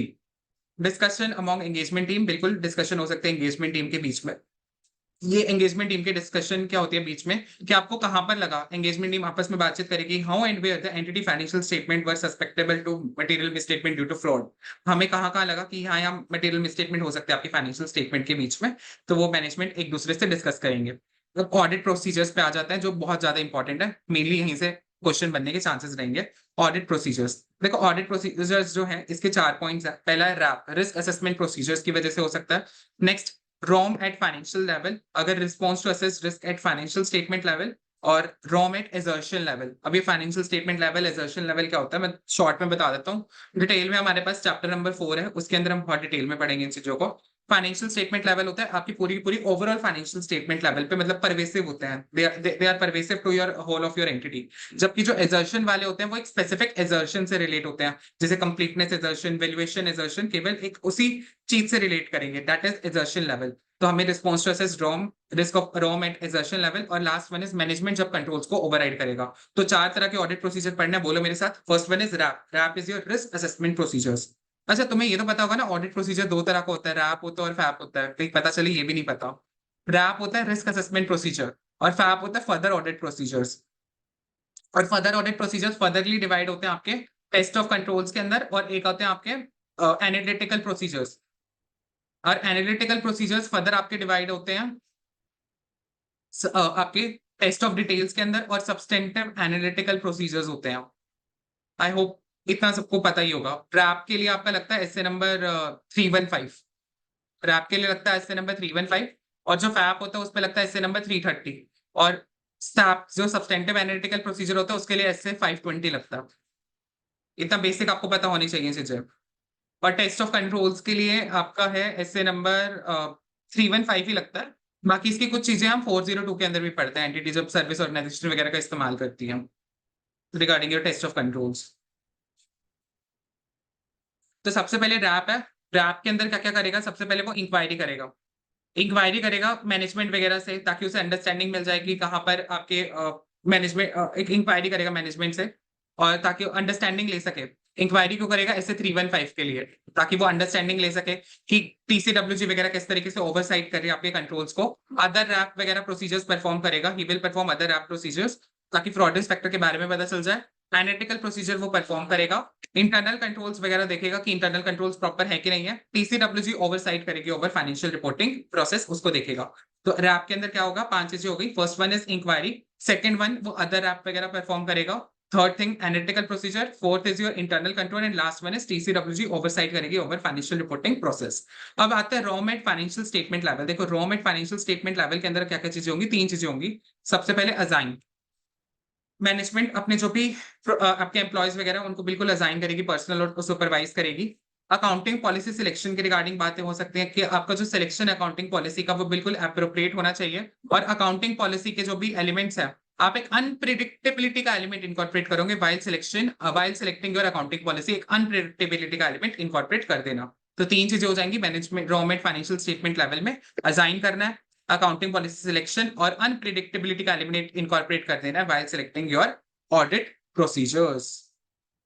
रोम एट एजर्शन लेवल। अब देखो रोम एजर्शन लेवल पे क्या होगा, मतलब फर्दर एजर्शन पे आ गया तो इसके इधर लगाओगे फ्लैप। फर्दर ऑडिट प्रोसीजर्स को डिजाइन और परफॉर्म करोगे और कोलैबोरेटिव इन्फॉर्मेशन ऑब्टेन करने की कोशिश करोगे। कोलैबोरेटिव इन्फॉर्मेशन क्या होता है, मतलब फर्दर एविडेंस ऑब्टेन करने की कोशिश करोगे। तो आप डिजाइन और परफॉर्म करोगे फर्दर ऑडिट प्रोसीजर्स और ऑब्टेन करोगे additional collaborative procedures. Remember this is revision video, not your regular class. 100% understanding नहीं होगा चीजों का।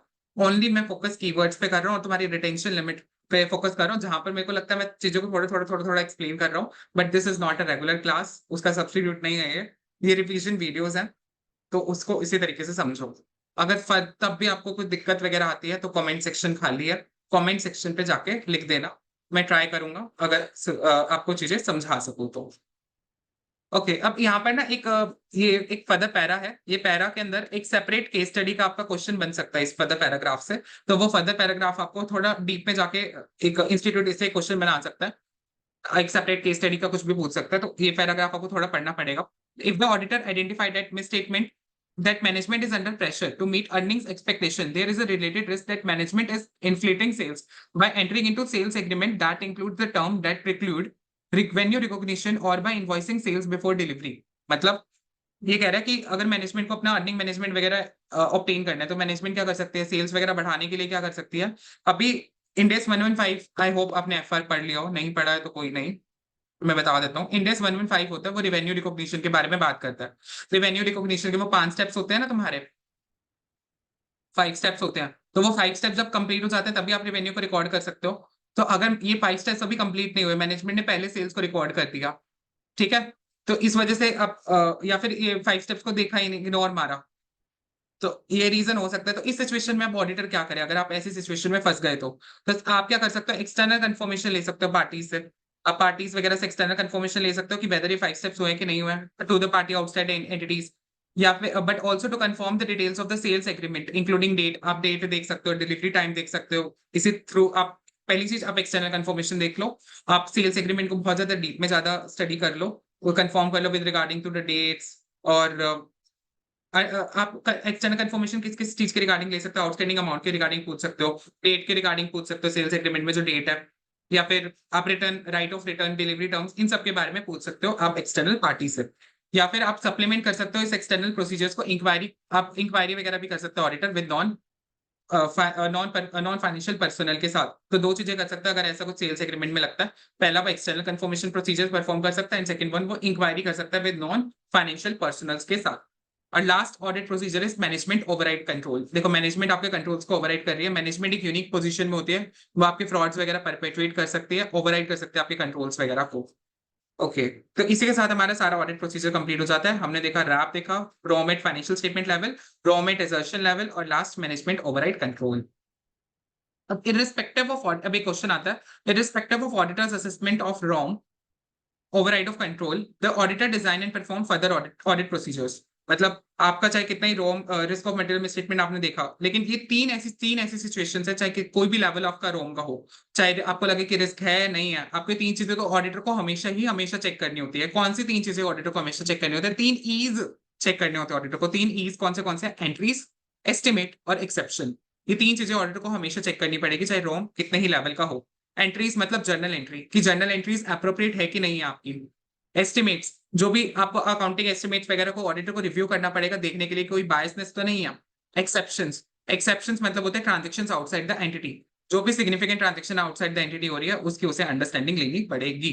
तो तीन चीजों को ऑडिटर को हमेशा देखना पड़ेगा, इरिस्पेक्टिव चाहे कितना ही आपका रोम कैसा ही हो। तीन चीजें कौन सी है, three Es, entries, exceptions and estimate. Next is evaluation of audit evidence. अब ऑडिट एविडेंस को आपको इवेल्युएट करना पड़ेगा as an auditor, you need to evaluate audit evidence. अब वो ऑडिट एविडेंस को कैसे इवेल्युएट करेगा, ऐसे नंबर 520 लगा के, 520 इज योर एनालिटिकल प्रोसीजर, उसके थ्रू लगाएगा और वहां पर वो अंडरस्टैंडिंग लेगा। एनालिटिकल प्रोसीजर के थ्रू वो ऐसे 315 लगाएगा। मतलब ऐसे 315 का था, understanding the entity and its environment including its internal control, understanding the entity and environment including its internal control related to fraud. उसकी वो अंडरस्टैंडिंग लेने की कोशिश करेगा ऑडिटर। इसके बाद अगर बात करूं मैं, नेक्स्ट हमारे पास आता है whether such misstatement is indicative of fraud.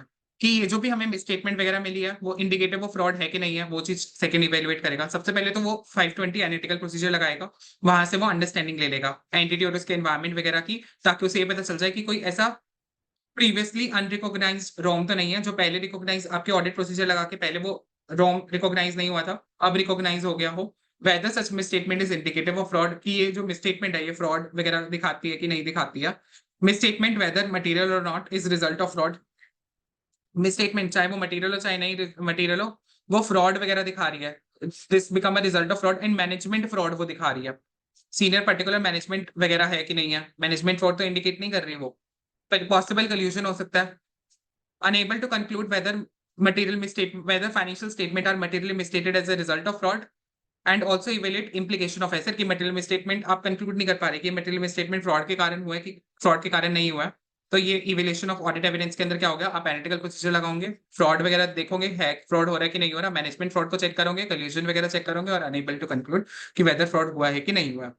Circumstances in which auditor is unable to continue engagement, अब ऐसे कुछ सर्कमस्टांसेस हो सकते हैं जहां पर ऑडिटर को लगता है कि मैं तो एंगेजमेंट कंटिन्यू ही नहीं कर सकता, तो उस सिचुएशन में क्या करें, ऑडिटर को पीएसएलआर करना पड़ेगा। पीएसएलआर होता है प्रोफेशनल स्टैट्यूटरी और लीगल रिस्पॉन्सिबिलिटी टू रिपोर्ट। अब ऑडिटर को डिटरमाइन करनी पड़ेगी उसकी पीएसएलआर रिक्वायरमेंट कि मेरी जो ऑडिटर की क्या प्रोफेशनल ड्यूटी है, क्या स्टैट्यूटरी, क्या रेगुलेटरी रिस्पॉन्सिबिलिटी रिपोर्ट करने की है कि नहीं है, वो चीज वो देखेगा। इसके बाद कंसिडर करेगा whether it is appropriate to withdraw, कि अप्रोप्रिएटनेस है कि नहीं है, विड्रॉ करना है कि नहीं करना है। तो इसके लिए वो क्या करेगा, सीधा बातचीत कर लेगा, टीसीडब्ल्यूजी मैनेजमेंट से जाके डिस्कस करेगा, मैं ना विड्रॉ करना चाहता हूँ, तुम एक बार ये चीज देख लो। अगर ऑडिटर विड्रॉ करते हैं तो he needs to discuss with the management in TCWG and he needs to determine the PSLR, कि किसके साथ वो रिपोर्ट करे, whether he needs to report to the person जिसने उसका अपॉइंटमेंट किया, या रेगुलेटरी अथॉरिटीज के साथ उसे रिपोर्ट करने की जरूरत है कि नहीं है। तो अगर auditor is unable to continue the engagement तो वो क्या क्या चीजें देखेगा, सबसे पहले वो डिटरमाइन करेगा पीएसएलआर, प्रोफेशनल स्टैट्यूटरी और लीगल रिस्पॉन्सिबिलिटी, मेरी रिपोर्ट करने की किस किसको है, कि मेरे को रिपोर्ट करना है, रेगुलेटरी अथॉरिटीज को मेरे को रिपोर्ट करना है, या फिर जिसने मेरा अपॉइंटमेंट वगैरह किया मेरे को उसको भी रिपोर्ट करने की जरूरत है, वो चीज वो डिटरमाइन करेगा। Second, whether it is appropriate to the fraud, whether it is appropriate to withdraw, वो चीज डिटरमाइन करेगा। और अगर ऑडिटर विड्रॉ करता है तो वो उस सिचुएशन में डिस्कस करेगा विद मैनेजमेंट और टीसीडब्ल्यूजी के साथ, और सेकंड वो डिटरमाइन करेगा पीएसएलआर रिपोर्ट करना है कि नहीं करना है रेगुलेटरी बॉडीज को।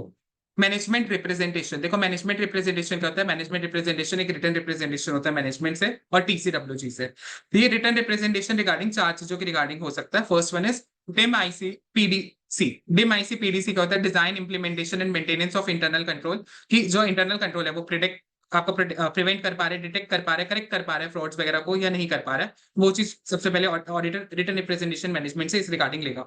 रिटर्न रिप्रेजेंटेशन दिया जाता है आपका एसए नंबर 580 के अंदर। 580 के अंदर ऑडिटर रिटर्न रिप्रेजेंटेशन किस किस चीज के रिगार्डिंग लेगा, DIM IC of PDC. PDC is your prevention detection और control. DIM is your design implementation and maintenance of internal control, regarding design implementation maintenance of internal control, की आपका internal control PDC कर पा रहा है कि नहीं कर पा रहा है, प्रिवेंट डिटेक्ट और करेक्ट कर पा रहा है कि नहीं कर पाया। इसके बाद मैनेजमेंट ने उसे डिस्क्लोज ये तीन चीजें की हैं कि नहीं किया। मैनेजमेंट का असेसमेंट, मैनेजमेंट ने जो भी असेसमेंट किया कि फाइनेंशियल स्टेटमेंट मटेरियली मिसस्टेटेड हो सकती है, मैनेजमेंट अपना खुद का भी तो एक असेसमेंट किया होगा, तो वो चीज उसे ऑडिटर को डिस्क्लोज की है कि नहीं किया, वो चीज देखेगा। नॉलेज, मैनेजमेंट की जो भी नॉलेज है कि यहाँ फ्रॉड हो सकता है, यहाँ सस्पेक्टेड फ्रॉड हो सकता है, वो चीज उसने ऑडिटर को डिस्क्लोज की है कि नहीं किया, वो चीज देखेगा। एंड एलिगेशन, अगर पहले से कोई एलिगेशन जैसे आरबीआई का केस वगैरह चल रहा है तो वो चीज उसने ऑडिटर को बताया कि नहीं बताया रिगार्डिंग दीज एलिगेशंस, वो चीज भी ऑडिटर को डिस्क्लोज किया कि नहीं किया, वो चीज वो देख उसके रिगार्डिंग भी रिटर्न रिप्रेजेंटेशन लेगा। तो चार चीजों के रिगार्डिंग रिटर्न रिप्रेजेंटेशन लिया जाता है। Dim IC of internal control, whether they PDC prevent detect और करेक्ट कर पाएंगे आपकी मटेरियल मिसस्टेटमेंट को, और मैनेजमेंट ने डिस्क्लोज किया ऑडिटर को तीन चीजें डिस्क्लोज की कि नहीं किया, मैनेजमेंट का असेसमेंट, मैनेजमेंट की knowledge of the fraud, and management का जो भी एलिगेशन प्रीवियस एलिगेशन जो भी लगे हुए हैं फ्रॉड वगैरह के। अब इसके बाद ऑडिटर को कम्युनिकेट करना पड़ेगा। कम्युनिकेट किसके साथ करेगा, मैनेजमेंट और टीसीडब्ल्यूजी के साथ कम्युनिकेट करेगा। अब अगर ऑडिटर ने आइडेंटिफाई किया कि कब कब मैनेजमेंट और टीसीडब्ल्यूजी के साथ कम्युनिकेट करेगा, जब ऑडिटर ने आइडेंटिफाई किया कि भाई फ्रॉड हुआ है या फिर ऐसी कोई मेरे को इन्फॉर्मेशन लग रही है कि हाँ यहाँ फ्रॉड हो सकता है, तो मैनेजमेंट और टीसीडब्ल्यूजी को बताना पड़ेगा। ऑल्दो उसकी कोई लीगल डिटर्मिनेशन नहीं है फ्रॉड को डिटेक्ट करना, लेकिन उसे इतना तो करना पड़ेगा ना, कम से कम इन्फॉर्मेशन तो देनी पड़ेगी मैनेजमेंट टीसीडब्ल्यूजी को, क्योंकि मैनेजमेंट टीसीडब्ल्यूजी की अल्टीमेट रिस्पॉन्सिबिलिटी होती है फ्रॉड वगैरह ढूंढना है कि नहीं ढूंढना। अगर unless all TCWG are involve in management of entity, मतलब अगर सारे टीसीडब्ल्यूजी अगर मैनेजमेंट के पार्ट हैं तो ऑडिटर जो है उस सिचुएशन में ऑडिटर ने आइडेंटिफाई किया सस्पेक्टेड फ्रॉड वगैरह, तो auditor shall communicate these matters to TCWG on timely basis. मतलब अगर अगर लेट से सारे टीसीडब्ल्यूजी अगर मैनेजमेंट के अंदर इन्वॉल्व नहीं है तो वो टीसीडब्ल्यूजी के साथ भी कम्युनिकेट करेगा। लेकिन अगर सारे टीसीडब्ल्यूजी अगर आपके मैनेजमेंट के अंदर इन्वॉल्व हैं तो ऑडिटर टीसीडब्ल्यूजी के साथ क्यों ही कम्युनिकेट करेगा? मैनेजमेंट के साथ ही सीधा कम्युनिकेट कर लेना, डबल डबल क्यों ही कम्युनिकेट करना? If TCWG suspect that fraud involving management, अगर टीसीडब्ल्यूजी को सॉरी अगर ऑडिटर को लगता है कि फ्रॉड के अंदर मैनेजमेंट इन्वॉल्व है, मतलब मैनेजमेंट फ्रॉड हुआ है, तो वो ये सस्पिशंस वगैरह टीसीडब्ल्यूजी को बताएगा और कम्युनिकेट करेगा एनी अदर मैटर जो भी उसे लगता है टीसीडब्ल्यूजी के साथ कम्युनिकेट करेगा। तो टीसीडब्ल्यूजी के साथ कम्युनिकेट करेगा अगर उसे फ्रॉड या सस्पेक्टेड फ्रॉड का लगता है। Unless all TCWG are involve in management of entity, auditor communicate करेगा सारे मैटर्स टीसीडब्ल्यूजी को टाइमली बेसिस पे। अगर ऑडिटर सस्पेक्ट करता है कि मैनेजमेंट का फ्रॉड है तो टीसीडब्ल्यूजी को बताएगा और कम्युनिकेट करेगा कोई भी दूसरा एस्पेक्ट, तो वो टीसीडब्ल्यूजी। इसके बाद आता है communication to reporting regulatory and enforcement authorities, जैसे आपकी आरबीआई सीबीआई वगैरह होती हैं, उनको कम्युनिकेट करना है कि नहीं करना। तो ऑडिटर डिटरमाइन करेगा कि वेदर उसकी रिस्पॉन्सिबिलिटी है कि नहीं है रिपोर्ट करनी to the party outside the entity, क्योंकि ये दोनों पार्टीज आउटसाइड द एंटिटी है ना, कि ऑडिटर सबसे पहले डिटरमाइन करेगा कि मेरी रिस्पॉन्सिबिलिटी राइज हो रही है कि नहीं हो रही टू रिपोर्ट दैम। ऑडिटर का लीगल रिस्पॉन्सिबिलिटी यहाँ पर ओवरराइड होता है ड्यूटी ऑफ कॉन्फिडेंशियलिटी, इंपॉर्टेंट है। देखो ऑडिटर को वैसे तो कॉन्फिडेंशियलिटी मेंटेन करनी पड़ती है, डिस्क्लोज नहीं करनी कोई भी इन्फॉर्मेशन एंटिटी के बाहर, जो हमने कल क्वालिटी कंट्रोल भी पढ़ा था उसके अंदर भी हमने पढ़ा था इवन, कि ऑडिटर की रिस्पॉन्सिबिलिटी होती है to maintain the duty of confidentiality. लेकिन यहाँ पर ऑडिटर की जो लीगल रिस्पॉन्सिबिलिटी है इन अथॉरिटीज को बताने की, वो ओवरराइड कर जाती है आपकी ड्यूटी ऑफ कॉन्फिडेंशियलिटी। मतलब यहाँ पर आपको कॉन्फिडेंशियलिटी ओवरराइड हो जाए, मतलब कॉन्फिडेंशियलिटी खत्म हो जाएगी, ऑडिटर को रिपोर्ट करना ही पड़ेगा। Legal requirement will supersede your auditor's duty of confidentiality. ठीक है, उसे रिपोर्ट करना पड़ेगा। Duty to report misstatement to authorities, जहां पर मैनेजमेंट और टीसीडब्ल्यूजी ने fail to take corrective action, तब उसे रिपोर्ट करना पड़ेगा रेगुलेटरी अथॉरिटी को। अब डॉक्यूमेंटेशन, डॉक्यूमेंटेशन बचा है जी, बस खत्म हो गया ये वाला, ऐसे नंबर 240 आपका खत्म हो जाएगा। डॉक्यूमेंटेशन की अगर बात करें तो डॉक्यूमेंटेशन में है significant decision reach during the engagement, इस तो इसके रिगार्डिंग वो डॉक्यूमेंट करेगा कि जो जो सिग्निफिकेंट डिसीजंस वगैरह एंगेजमेंट के रिगार्डिंग लिए गए हैं उसके रिगार्डिंग रिपोर्ट होगा। सेकेंड इज जो भी रोम हुआ है, रोम आपका रिस्क ऑफ मटेरियल मिसस्टेटमेंट आपका एजर्शन लेवल वगैरह पे हुआ है, वो चीज देखेगा। अब इसके रिगार्डिंग भी दो चीजें हैं, nature timing and extent of audit procedure and results of audit procedure. ये दो चीजें वो देखेगा, nature timing and extent of audit procedure and results of audit procedure, ये दो चीजें वो डॉक्यूमेंट करेगा। ओके, तो इसी के साथ हमारा खत्म हो गया हमारा ऐसे नंबर 240, हम जीत गए। हमने एक अपना पूरा स्टैंडर्ड कंप्लीट कर लिया। आपके पूरे चैप्टर के अंदर मैंने स्टार्टिंग में बताया था हमारे 5 स्टैंडर्ड्स पढ़ने हैं, ऐसे 240 हमारा डन डन डन डन। और ऐसे नंबर 250 260 299 ये तीनों बहुत सिंपल है, मैं अभी करवा देता हूँ। और ऐसे नंबर 402 भी बड़ा सिंपल सा है, वो भी हम कर लेते हैं। आई होप तुम्हें वीडियो पसंद आ रहा होगा, और अगर पसंद आ रहा है और बिना सब्सक्राइब के देख रहे हो तो क्या कर रहे हो, सब्सक्राइब करो और अपने फ्रेंड्स के साथ जरूर शेयर कर देना। चलो शुरू करते हैं with our next standard which is SA number 250। Essay number 250 बात करता है कंसिडरेशन ऑफ लॉज और regulation in an audit of financial statement. देखो लॉज और रेगुलेशन के रिगार्डिंग क्या क्या चीजें ऑडिटर को कंसीडर करनी होती है जब वो ऑडिट कर रहा है फाइनेंशियल स्टेटमेंट का, तो इसके रिगार्डिंग ऑडिटर को क्या क्या देखना है। सबसे पहले ऑब्जेक्टिव क्या है ऐसे नंबर 250 का? ऐसे 250 का बेसिक ऑब्जेक्टिव इज दुआ, मेरे को दुआ देना। ऐसे नंबर 250 का बेसिक ऑब्जेक्टिव इज दुआ। दुआ से डी से आता है डायरेक्ट लॉज एंड रेगुलेशंस। देखो अब आपका ये ऑडिटर में एक बेसिक आपको थोड़ा बैकग्राउंड दे देता हूँ इसके रिगार्डिंग।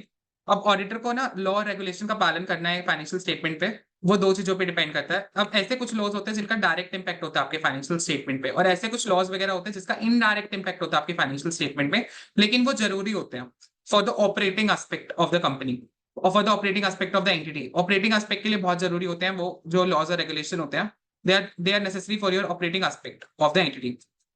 तो ऑडिटर को उनको भी कंसीडर करना पड़ेगा। तो पहले डायरेक्ट जो लॉज और रेगुलेशन होते हैं जिसका डायरेक्ट इंपैक्ट हो रहा है फाइनेंशियल स्टेटमेंट पे, ऑडिटर वो चीज तो कंसीडर, उन लॉज रेगुलेशन को तो कंसीडर करना ही करना है। और बाकी जिन लॉज और रेगुलेशन का इनडायरेक्ट इंपैक्ट होता है but they are necessary for the operating aspect of the company, उसको फॉर द एंटिटी उनको देखना है। जैसे डायरेक्ट लॉज रेगुलेशन का एग्जाम्पल दे दो, income tax GST, they have the direct impact on your on the financial statement ना। लेकिन कुछ इनडायरेक्ट लॉज हो गए जैसे आपके एनवायरमेंट लॉ हो गए, इवन एनवायरमेंट लॉ का आपके डायरेक्ट इंपैक्ट तो नहीं होगा आपके फाइनेंशियल स्टेटमेंट पे, लेकिन इसका इनडायरेक्ट इंपैक्ट होगा।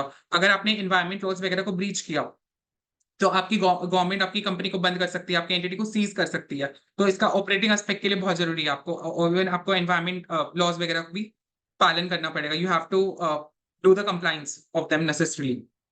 तो objective of auditor in accordance with SA number 250 is DOA. DOA के अंदर हमारे पास डी से आ जाता है direct effect on determination of material amount. मतलब ऑडिटर को ऑब्टेन करना पड़ेगा उनके रिगार्डिंग साई। देखो डायरेक्ट लॉस के रिगार्डिंग तो उसे साई ऑब्टेन करना पड़ेगा, वो सारे डायरेक्ट लॉस जिसका डायरेक्ट इफेक्ट होता है on determination of material amount and disclosure in financial statement. और जो आपके अदर लॉस होते हैं जिसका डायरेक्ट इंपैक्ट नहीं होता लेकिन ऑपरेटिंग एस्पेक्ट के लिए जरूरी होते हैं, उसके रिगार्डिंग ऑडिट प्रोसीजर ही बस वो परफॉर्म करेगा। उसके रिगार्डिंग उसे sufficient appropriate audit evidence obtain करने की जरूरत नहीं होती। आई नो, आई होप आपको बेसिक चीजें पता होंगी कि सबसे पहले ऑडिटर ना ऑडिट प्रोसीजर्स परफॉर्म करता है। सबसे पहले जैसे आपका रिस्क अराइज हुआ उसे मिला, मैं एक बेसिक साइकिल ड्रॉ कर देता हूँ। ऑडिटर का ना रिस्क ऑफ मटेरियल मिसस्टेटमेंट लगा, फाइनेंशियल स्टेटमेंट के अंदर रिस्क ऑफ मटेरियल मिसस्टेटमेंट है। फिर इसके रिगार्डिंग वो क्या करेगा, ऑडिट प्रोसीजर्स वगैरह परफॉर्म करेगा जो हमने ऊपर पढ़े थे। ऑडिट प्रोसीजर आपके रैप पढ़ा था, फैप पढ़ा था, further audit procedure, risk assessment procedure, वो सारे फर्दर ऑडिट प्रोसीजर परफॉर्म करता है। इसके रिगार्ड फिर वो परफॉर्म करके उसे साई मिलता है which is sufficient appropriate audit evidence, और इस साई की मदद से वो अपना ओपिनियन देता है फाइनेंशियल स्टेटमेंट पे। ये बेसिक आपका पूरा ऑडिट का एक साइकिल होता है। और रोम को समझने के लिए वो अंडरस्टैंडिंग लेता है एंटिटी का, वो अंडरस्टैंडिंग लेता है एंटिटी उसके एनवायरमेंट वगैरह का। ये चीजें होती हैं आपके बिल्कुल बेसिक से मैंने चीजें समझाई हैं। तो आपका जो भी डायरेक्ट लॉस वगैरह उसके रिगार्डिंग तो ये साई वगैरह भी लेगा था क्योंकि उसे ओपिनियन देना पड़ेगा ना फाइनेंशियल स्टेटमेंट पे। लेकिन जो आपके दूसरे लॉज और रेगुलेशन है उसके रिगार्डिंग बस ऑडिट प्रोसीजर परफॉर्म कर लिया वो भी इनफ है, कोई दिक्कत नहीं है। और बाकी जो आपके अदर लॉज और रेगुलेशन, इसके अलावा जो भी बाकी दूसरे लॉज और रेगुलेशन होता है उसके रिगार्डिंग उसे रिस्पॉन्ड करना पड़ेगा अप्रोप्रिएटली। जब भी उसे लगे उसे अप्रोप्रिएटली रिस्पॉन्ड करना पड़ेगा। तो ऑडिटर के ऑब्जेक्टिव क्या है जैसे कि दोआ।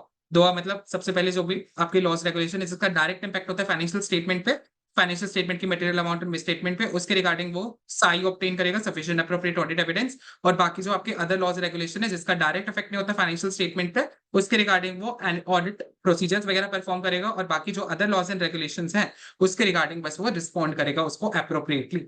Now responsibility of management for compliance with laws और रेगुलेशन। देखो लॉ और रेगुलेशन का कंप्लाई वगैरह करना है तो उसके रिगार्डिंग क्या क्या रिस्पॉन्सिबिलिटी है। तो following are the types of the policies and procedures जो एंटिटी को इंप्लीमेंट करने हैं रिगार्डिंग कंप्लायंस विद लॉज और रेगुलेशन। तो इसके लिए मैंने शॉर्ट में सारी चीजें साइड में लिख दी है, आपको इतना याद रख लेना बस इतने पॉलिसी प्रोसीजर्स ऑडिटर को लगाने पड़ेंगे फॉर द प्रिवेंशन और detection of non compliance with laws regulation. तो कौन से पॉलिसी प्रोसीजर लगाने हैं, सबसे पहले था सेग्रीगेशन एसओपी। एसओपी क्या होता है, सेपरेट ऑपरेटिंग प्रोसीजर्स। तो ऑडिटर को सेपरेट ऑडिट प्रोसीजर्स वगैरह डिटरमाइन करने पड़ेंगे। इंटरनल कंट्रोल वगैरह लगाना पड़ेगा। Code of conduct, code of conduct से हमारे 3 पॉइंट बन जाएंगे। ऑडिटर को ऐसा कोड ऑफ कंडक्ट डेवलप करना पड़ेगा, पब्लिसाइज करना पड़ेगा, अंडरटेक करना पड़ेगा कोड ऑफ कंडक्ट, और उसका कंप्लायंस वगैरह देखना पड़ेगा कोड ऑफ कंडक्ट का। Next is legal requirement. Legal adviser वगैरह से वो एडवाइस वगैरह ले सकता है एंड एक रजिस्टर उसे मेंटेन करना पड़ेगा of the significant whatever the significant laws and regulation, उसका एक रजिस्टर उसे मेंटेन करना पड़ेगा। तो पॉलिसीज एंड प्रोसीजर्स क्या है एंटिटी को जो इंप्लीमेंट करने for the prevention detection of non compliance with laws and regulation. सबसे पहले एसओपी सेपरेट और ऑपरेटिंग प्रोसीजर्स परफॉर्म करने पड़ेंगे, इंटरनल कंट्रोल्स लगाना पड़ेगा, कोड ऑफ कंडक्ट के रिगार्डिंग डेवलप पब्लिसाइज करेगा कोड ऑफ कंडक्ट को, अंडरटेक करेगा कोड ऑफ कंडक्ट, और लास्ट में कंप्लायंस वगैरह देखेगा of the code of conduct. Legal adviser से एडवाइस वगैरह लेगा, उनकी मदद करेगा लीगल एडवाइजर्स वगैरह की, और एक सिग्निफिकेंट रजिस्टर बनाएगा of significant laws and regulations और उनका कंप्लायंस वगैरह चेक करेगा। अब ये लॉज और रेगुलेशंस का कंप्लायंस वगैरह चेक करने के लिए ये सप्लीमेंट हो सकता है बाय असाइनिंग रिस्पांसिबिलिटी। एंटिटी ना बेसिक ये रिस्पांसिबिलिटी किस किस को असाइन कर देती है, आपकी इंटरनल ऑडिट फंक्शन को असाइन कर देती है, या तो ऑडिट कमेटी को या कंप्लायंस फंक्शन वगैरह को ये रिस्पांसिबिलिटी असाइन कर देती है। अब देखो ऑडिटर की रिस्पांसिबिलिटी क्या है, क्या एज एन ऑडिटर मेरी रिस्पांसिबिलिटी कि मैं हर लॉ का कंप्लायंस चेक करूं, बिल्कुल पॉसिबल नहीं है। कितने सारे लॉज हैं, सारे चीजों का तो हमें जानकारी नहीं हो सकती। I am only concern with whatever laws जो मेरे फाइनेंशियल स्टेटमेंट के लिए जरूरी है, फाइनेंशियल स्टेटमेंट का चेकिंग के लिए जरूरी है। मैं केवल उन्हीं फ्रॉड्स के साथ, मैं उन्हीं लॉज के साथ बस मेरे को उनका कंप्लायंस वगैरह देखना है। तो यही है responsibility of auditor. Not responsible for prevention of non compliance and can not be expected to detect non compliance with all the laws and regulation. He needs to obtain reasonable assurance कि financial statement बस आपकी material misstatement से free होनी चाहिए। Point to inherent limitation of audit, हमेशा एक unavoidable risk तो ये रहता ही है, आप सबको पता है क्योंकि इनहेरेंट लिमिटेशन के कारण एक अनअवॉइडेबल रिस्क ये रहेगा ही रहेगा कि कुछ मटेरियल मिसस्टेटमेंट आपकी डिटेक्ट ना हो सके। तो इनहेरेंट लिमिटेशन क्या क्या हो सकते हैं, देखो इनहेरेंट लिमिटेशन बेसिक 3 आपकी इनहेरेंट लिमिटेशन हो सकते हैं नॉन कंप्लायंस के रिगार्डिंग। सबसे पहले तो लॉ कंप्लाई कर रहा है कि नहीं कर रहा है, it's ultimately a matter of the decision of the court of law. ये कोर्ट ही देखेगी ना, कोर्ट डिसाइड करेगी कि यहाँ नॉन कंप्लायंस आप लॉ रेगुलेशन का कर रहे हो, यहाँ नहीं कर रहे हो। Second, non compliance of laws और रेगुलेशन इस तरीके से बनाए गए होते हैं, इस तरीके से दे आर डिजाइंड कि it is very difficult to detect them. They are designed in such a way to conceal themselves, that's the another limitation. And the third one is आपके जो एंटिटी का ऑपरेटिंग जो structure होता है, आपके जो accounting controls हैं वो केवल और केवल आपके अकाउंटिंग रिलेटेड से ही डिटरमाइन कर सकते हैं, वही नॉन कंप्लाइंस वगैरह चीजें नहीं देख सकते हैं। तो वही चीज देखा है, there are many laws and regulation relating principle to operating aspect of the entity which does not reflect और not captured by the entity of information system relevant to financial reporting. जो आपका एंटिटी का information system है वो केवल financial reporting चीजें ही capture कर सकता है, ये ऑपरेटिंग एस्पेक्ट वगैरह को कैप्चर नहीं कर सकता। तो 3 इनहेरेंट लिमिटेशन, फटाफट से बोलो कौन सी 3 इनहेरेंट लिमिटेशन है। फर्स्ट वन इज कि भाई नॉन कंप्लाइंस हुआ है कि नहीं हुआ, it's ultimately a matter of determination by court of law. Second, जो नॉन कंप्लाइंस होता है इस तरीके से किया जाता है, it is very difficult to conceal करने के लिए ही इंटेंशन से किया जाता है। And last one is operating aspect वगैरह आपके एंटिटी के इन्फॉर्मेशन सिस्टम कैप्चर नहीं करते हैं। ऐसे 250 डिस्टिंग्विश करता है ऑडिटर की responsibility with regarding to 2 different category of frauds. तो जो ऑलरेडी मैंने बताया था कि 2 डिफरेंट कैटेगरीज ऑफ हमारे लॉज और रेगुलेशन होते हैं। पहला वाला लॉ और रेगुलेशन जिसका डायरेक्ट इफेक्ट होता है, on determination of material amount in the financial statement, और कुछ दूसरे लॉज रेगुलेशन होते हैं जिसका डायरेक्ट इफेक्ट नहीं होता लेकिन कंप्लाइंस उनका जरूरी होता है for the operating aspect of the business, जैसे एनवायरमेंट लॉज। तो इसके जो इनका डायरेक्ट इफेक्ट होता है उसके रिगार्डिंग तो ऑडिटर को साई ऑब्टेन करना पड़ेगा, sufficient appropriate audit evidence obtain करना पड़ेगा, लेकिन जिसका डायरेक्ट इफेक्ट नहीं है उसके रिगार्डिंग बस ऑडिट प्रोसीजर परफॉर्म कर दे, मोर देन इनफ है। तो वही auditor responsibility regarding compliance with laws and regulation, किसका डायरेक्ट इफेक्ट होता है on determination of material amount and disclosure in financial statement, और किसी का नॉट हैविंग डायरेक्ट इम्पैक्ट लेकिन जरूरी होता है, but may be fundamental for operating aspect of the business. Now auditor consideration of compliance with laws and regulation. सबसे पहले तो ऑडिटर ना अंडरस्टैंडिंग लेगा, एंटिटी और एनवायरमेंट की अंडरस्टैंडिंग लेगा ऑडिटर। अब अंडरस्टैंडिंग कैसे कैसे ले सकता है, सबसे पहले लीगल रेगुलेटरी फ्रेमवर्क को चेक करेगा और एंटिटी क्या उस लीगल फ्रेमवर्क के साथ कंप्लाई कर रही है कि नहीं कर रही है, वो चीज वो देखेगा। कंप्लाइंस करेगा वो सारे वो लॉज और रेगुलेशन का जिसका डायरेक्ट इफेक्ट हो रहा है on determination of material amount in the financial statement, और बाकी लॉज एंड रेगुलेशन जो भी और बाकी अदर लॉज एंड रेगुलेशन के रिगार्डिंग बस उसे मटेरियल इफेक्ट देखना है। अब इसके रिगार्डिंग अदर लॉज रेगुलेशन के रिगार्डिंग वो क्या क्या चीजें कर सकता है, वो इंक्वायर कर सकता है मैनेजमेंट के साथ या फिर इंस्पेक्ट कर सकता है कॉरेस्पॉन्डेंसेस को। क्वेश्चन कौन सा पढ़ रहे थे हम, क्वेश्चन पढ़ रहे थे auditor consideration with laws and regulation. सबसे पहले वो अंडरस्टैंडिंग लेगा एंटिटी और उसके एनवायरमेंट का, लीगल फ्रेमवर्क वगैरह की अंडरस्टैंडिंग ली। सेकंड, जो भी जिसका डायरेक्ट जो लॉज और रेगुलेशन है जिसका डायरेक्ट इंपैक्ट हो रहा है उसका कंप्लायंस वगैरह चेक करेगा, और अदर लॉज एंड रेगुलेशन के रिगार्डिंग क्या ऑडिट प्रोसीजर वो परफॉर्म कर सकता है। 2 ऑडिट प्रोसीजर परफॉर्म कर सकता है।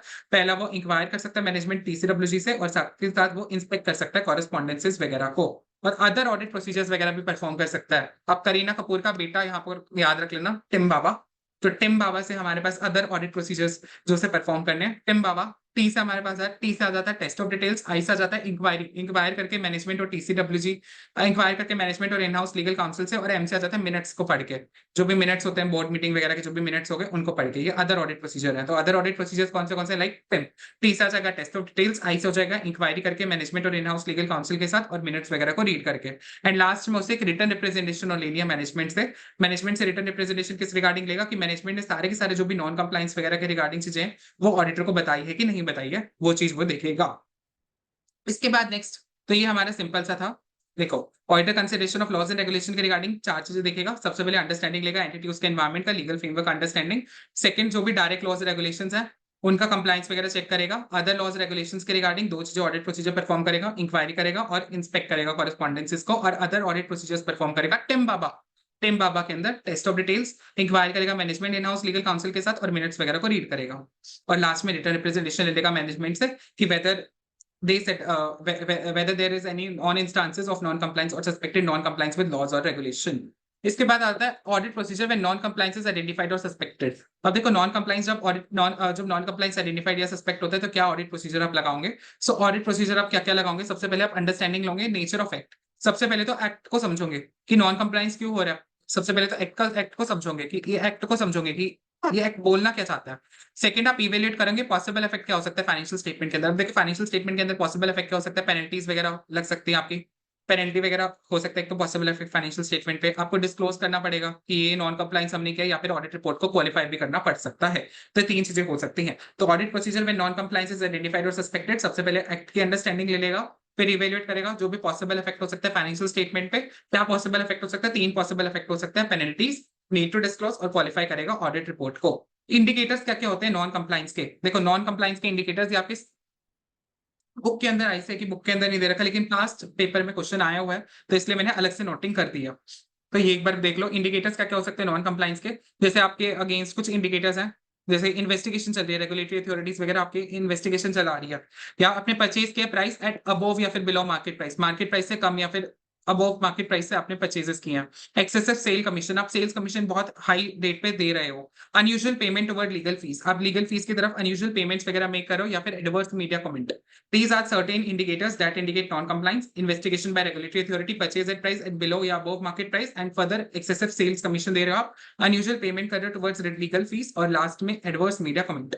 अगर ऑडिटर सस्पेक्ट करता है कि नॉन कंप्लाइंस वगैरह हो रहा है, अगर ऑडिटर को लगता है कि चलो नॉन कंप्लाइंस वगैरह हो रहा है, तो वही चीज है, डिस्कस करेगा मैनेजमेंट टीसीडब्ल्यूजी वगैरह से डिस्कस करेगा। लेकिन अगर मैनेजमेंट टीसीडब्ल्यूजी अगर उसे सफिशिएंट इन्फॉर्मेशन प्रोवाइड नहीं करते हैं, तो उस सिचुएशन में ऑडिटर लीगल एडवाइस ऑब्टेन कर लेगा।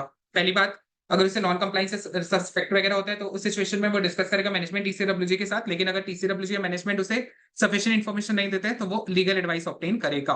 और अगर sufficient information about suspected non compliance इसे ऐसी मिल रही है जिसकी वजह से वो साई उसे मिल रहा है, वो साई ऑब्टेन नहीं कर पा रहा, sufficient appropriate audit evidence obtain नहीं कर पा रहा है, तो उस सिचुएशन में ऑडिटर क्या करेगा, रिटर्न रिप्रेजेंटेशन लेगा मैनेजमेंट से और टेक करेगा एप्रोप्रिएट एक्शन। वो चीज देखेगा ऑडिटर। इसके बाद नेक्स्ट हमारे पास है रिपोर्टिंग ऑफ आइडेंटिफाइड या सस्पेक्टेड नॉन कंप्लाइंस। अभी रिपोर्टिंग किस किस को करेगा, जो भी नॉन कंप्लाइंस वगैरह हो रहे हैं, इसकी रिपोर्टिंग किस किस को करेगा, तो 3 जनों को रिपोर्ट करेगा। देखो, सबसे पहले तो वो टीसीडब्ल्यूजी को रिपोर्ट करेगा, इसके बाद आपका नॉन कंप्लाइंस ऑडिट रिपोर्ट में रिपोर्ट करेगा, और लास्ट में रेगुलेटरी या फिर एनफोर्समेंट अथॉरिटीज को रिपोर्ट करेगा।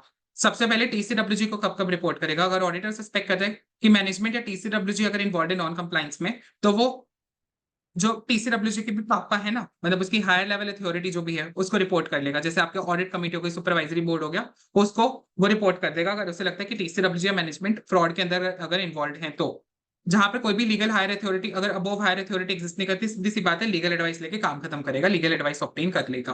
अब नॉन ऑडिट रिपोर्ट में कैसे कंप्लाइंस को रिपोर्ट करेगा, ऑडिट रिपोर्ट में ऐसे 705 लगाएगा। ऐसे 705 जो है वो बात करता है आपका मॉडिफाइड ओपिनियन के बारे में, कि मेरे को क्वालिफाइड ओपिनियन देना, मेरे को एडवर्स ओपिनियन देना फाइनेंशियल स्टेटमेंट में, वो चीज डिटरमाइन करेगा। Reporting non compliance to regulatory और एनफोर्सिंग अथॉरिटीज को भी रिपोर्ट करेगा नॉन कंप्लाइंस, डिटरमाइन करेगा whether it's legal responsibility to report है कि नहीं है। डॉक्यूमेंटेशन में डॉक्यूमेंट करेगा जो भी आइडेंटिफाइड या सस्पेक्टेड नॉन कंप्लाइंस है, लॉज रेगुलेशंस के और रिजल्ट ऑफ डिस्कशन जो भी उन्होंने किया था मैनेजमेंट टीसीडब्ल्यूजी के साथ, उन सारे प्रोसीजर्स को वो डॉक्यूमेंट करेगा। इसी के साथ हमारा SA number 700 sorry SA number कौन सा कंप्लीट हो गया, SA number 250 auditor compliance with laws और रेगुलेशन हमने कंप्लीट कर लिया है। इसके बाद नेक्स्ट हमारा एसए आ जाता है, which is our S A number 260। थोड़ा सा ही रह गया, अब तो चलो एसए नंबर 260 बात करते हैं। एसए 260 बात करता है सिर्फ वाले मैटर के बारे में, सॉरी एसए नंबर 260 बात करता है कम्युनिकेटिंग टू टीसीडब्ल्यूजी। अब कम्युनिकेशन करना है आपको टीसीडब्ल्यूजी को, वो बात करता है आपका एसए नंबर 260। बोला एसए 260 का नाम communication with those charge with governance, आपको कम्युनिकेट करना है टीसीडब्ल्यूजी के साथ। टीसीडब्ल्यूजी क्या होते हैं, टीसीडब्ल्यूजी वो सारे बंदे होते हैं आपके ऑर्गेनाइजेशन के अंदर जिनकी रिस्पॉन्सिबिलिटी होती है for oversight the financial reporting process. Financial reporting process को पूरा वो ओवरसाइड करते हैं, पूरा end to end walk through करते हैं, सारा चीजें देखते हैं फाइनेंशियल रिपोर्टिंग प्रोसेस को।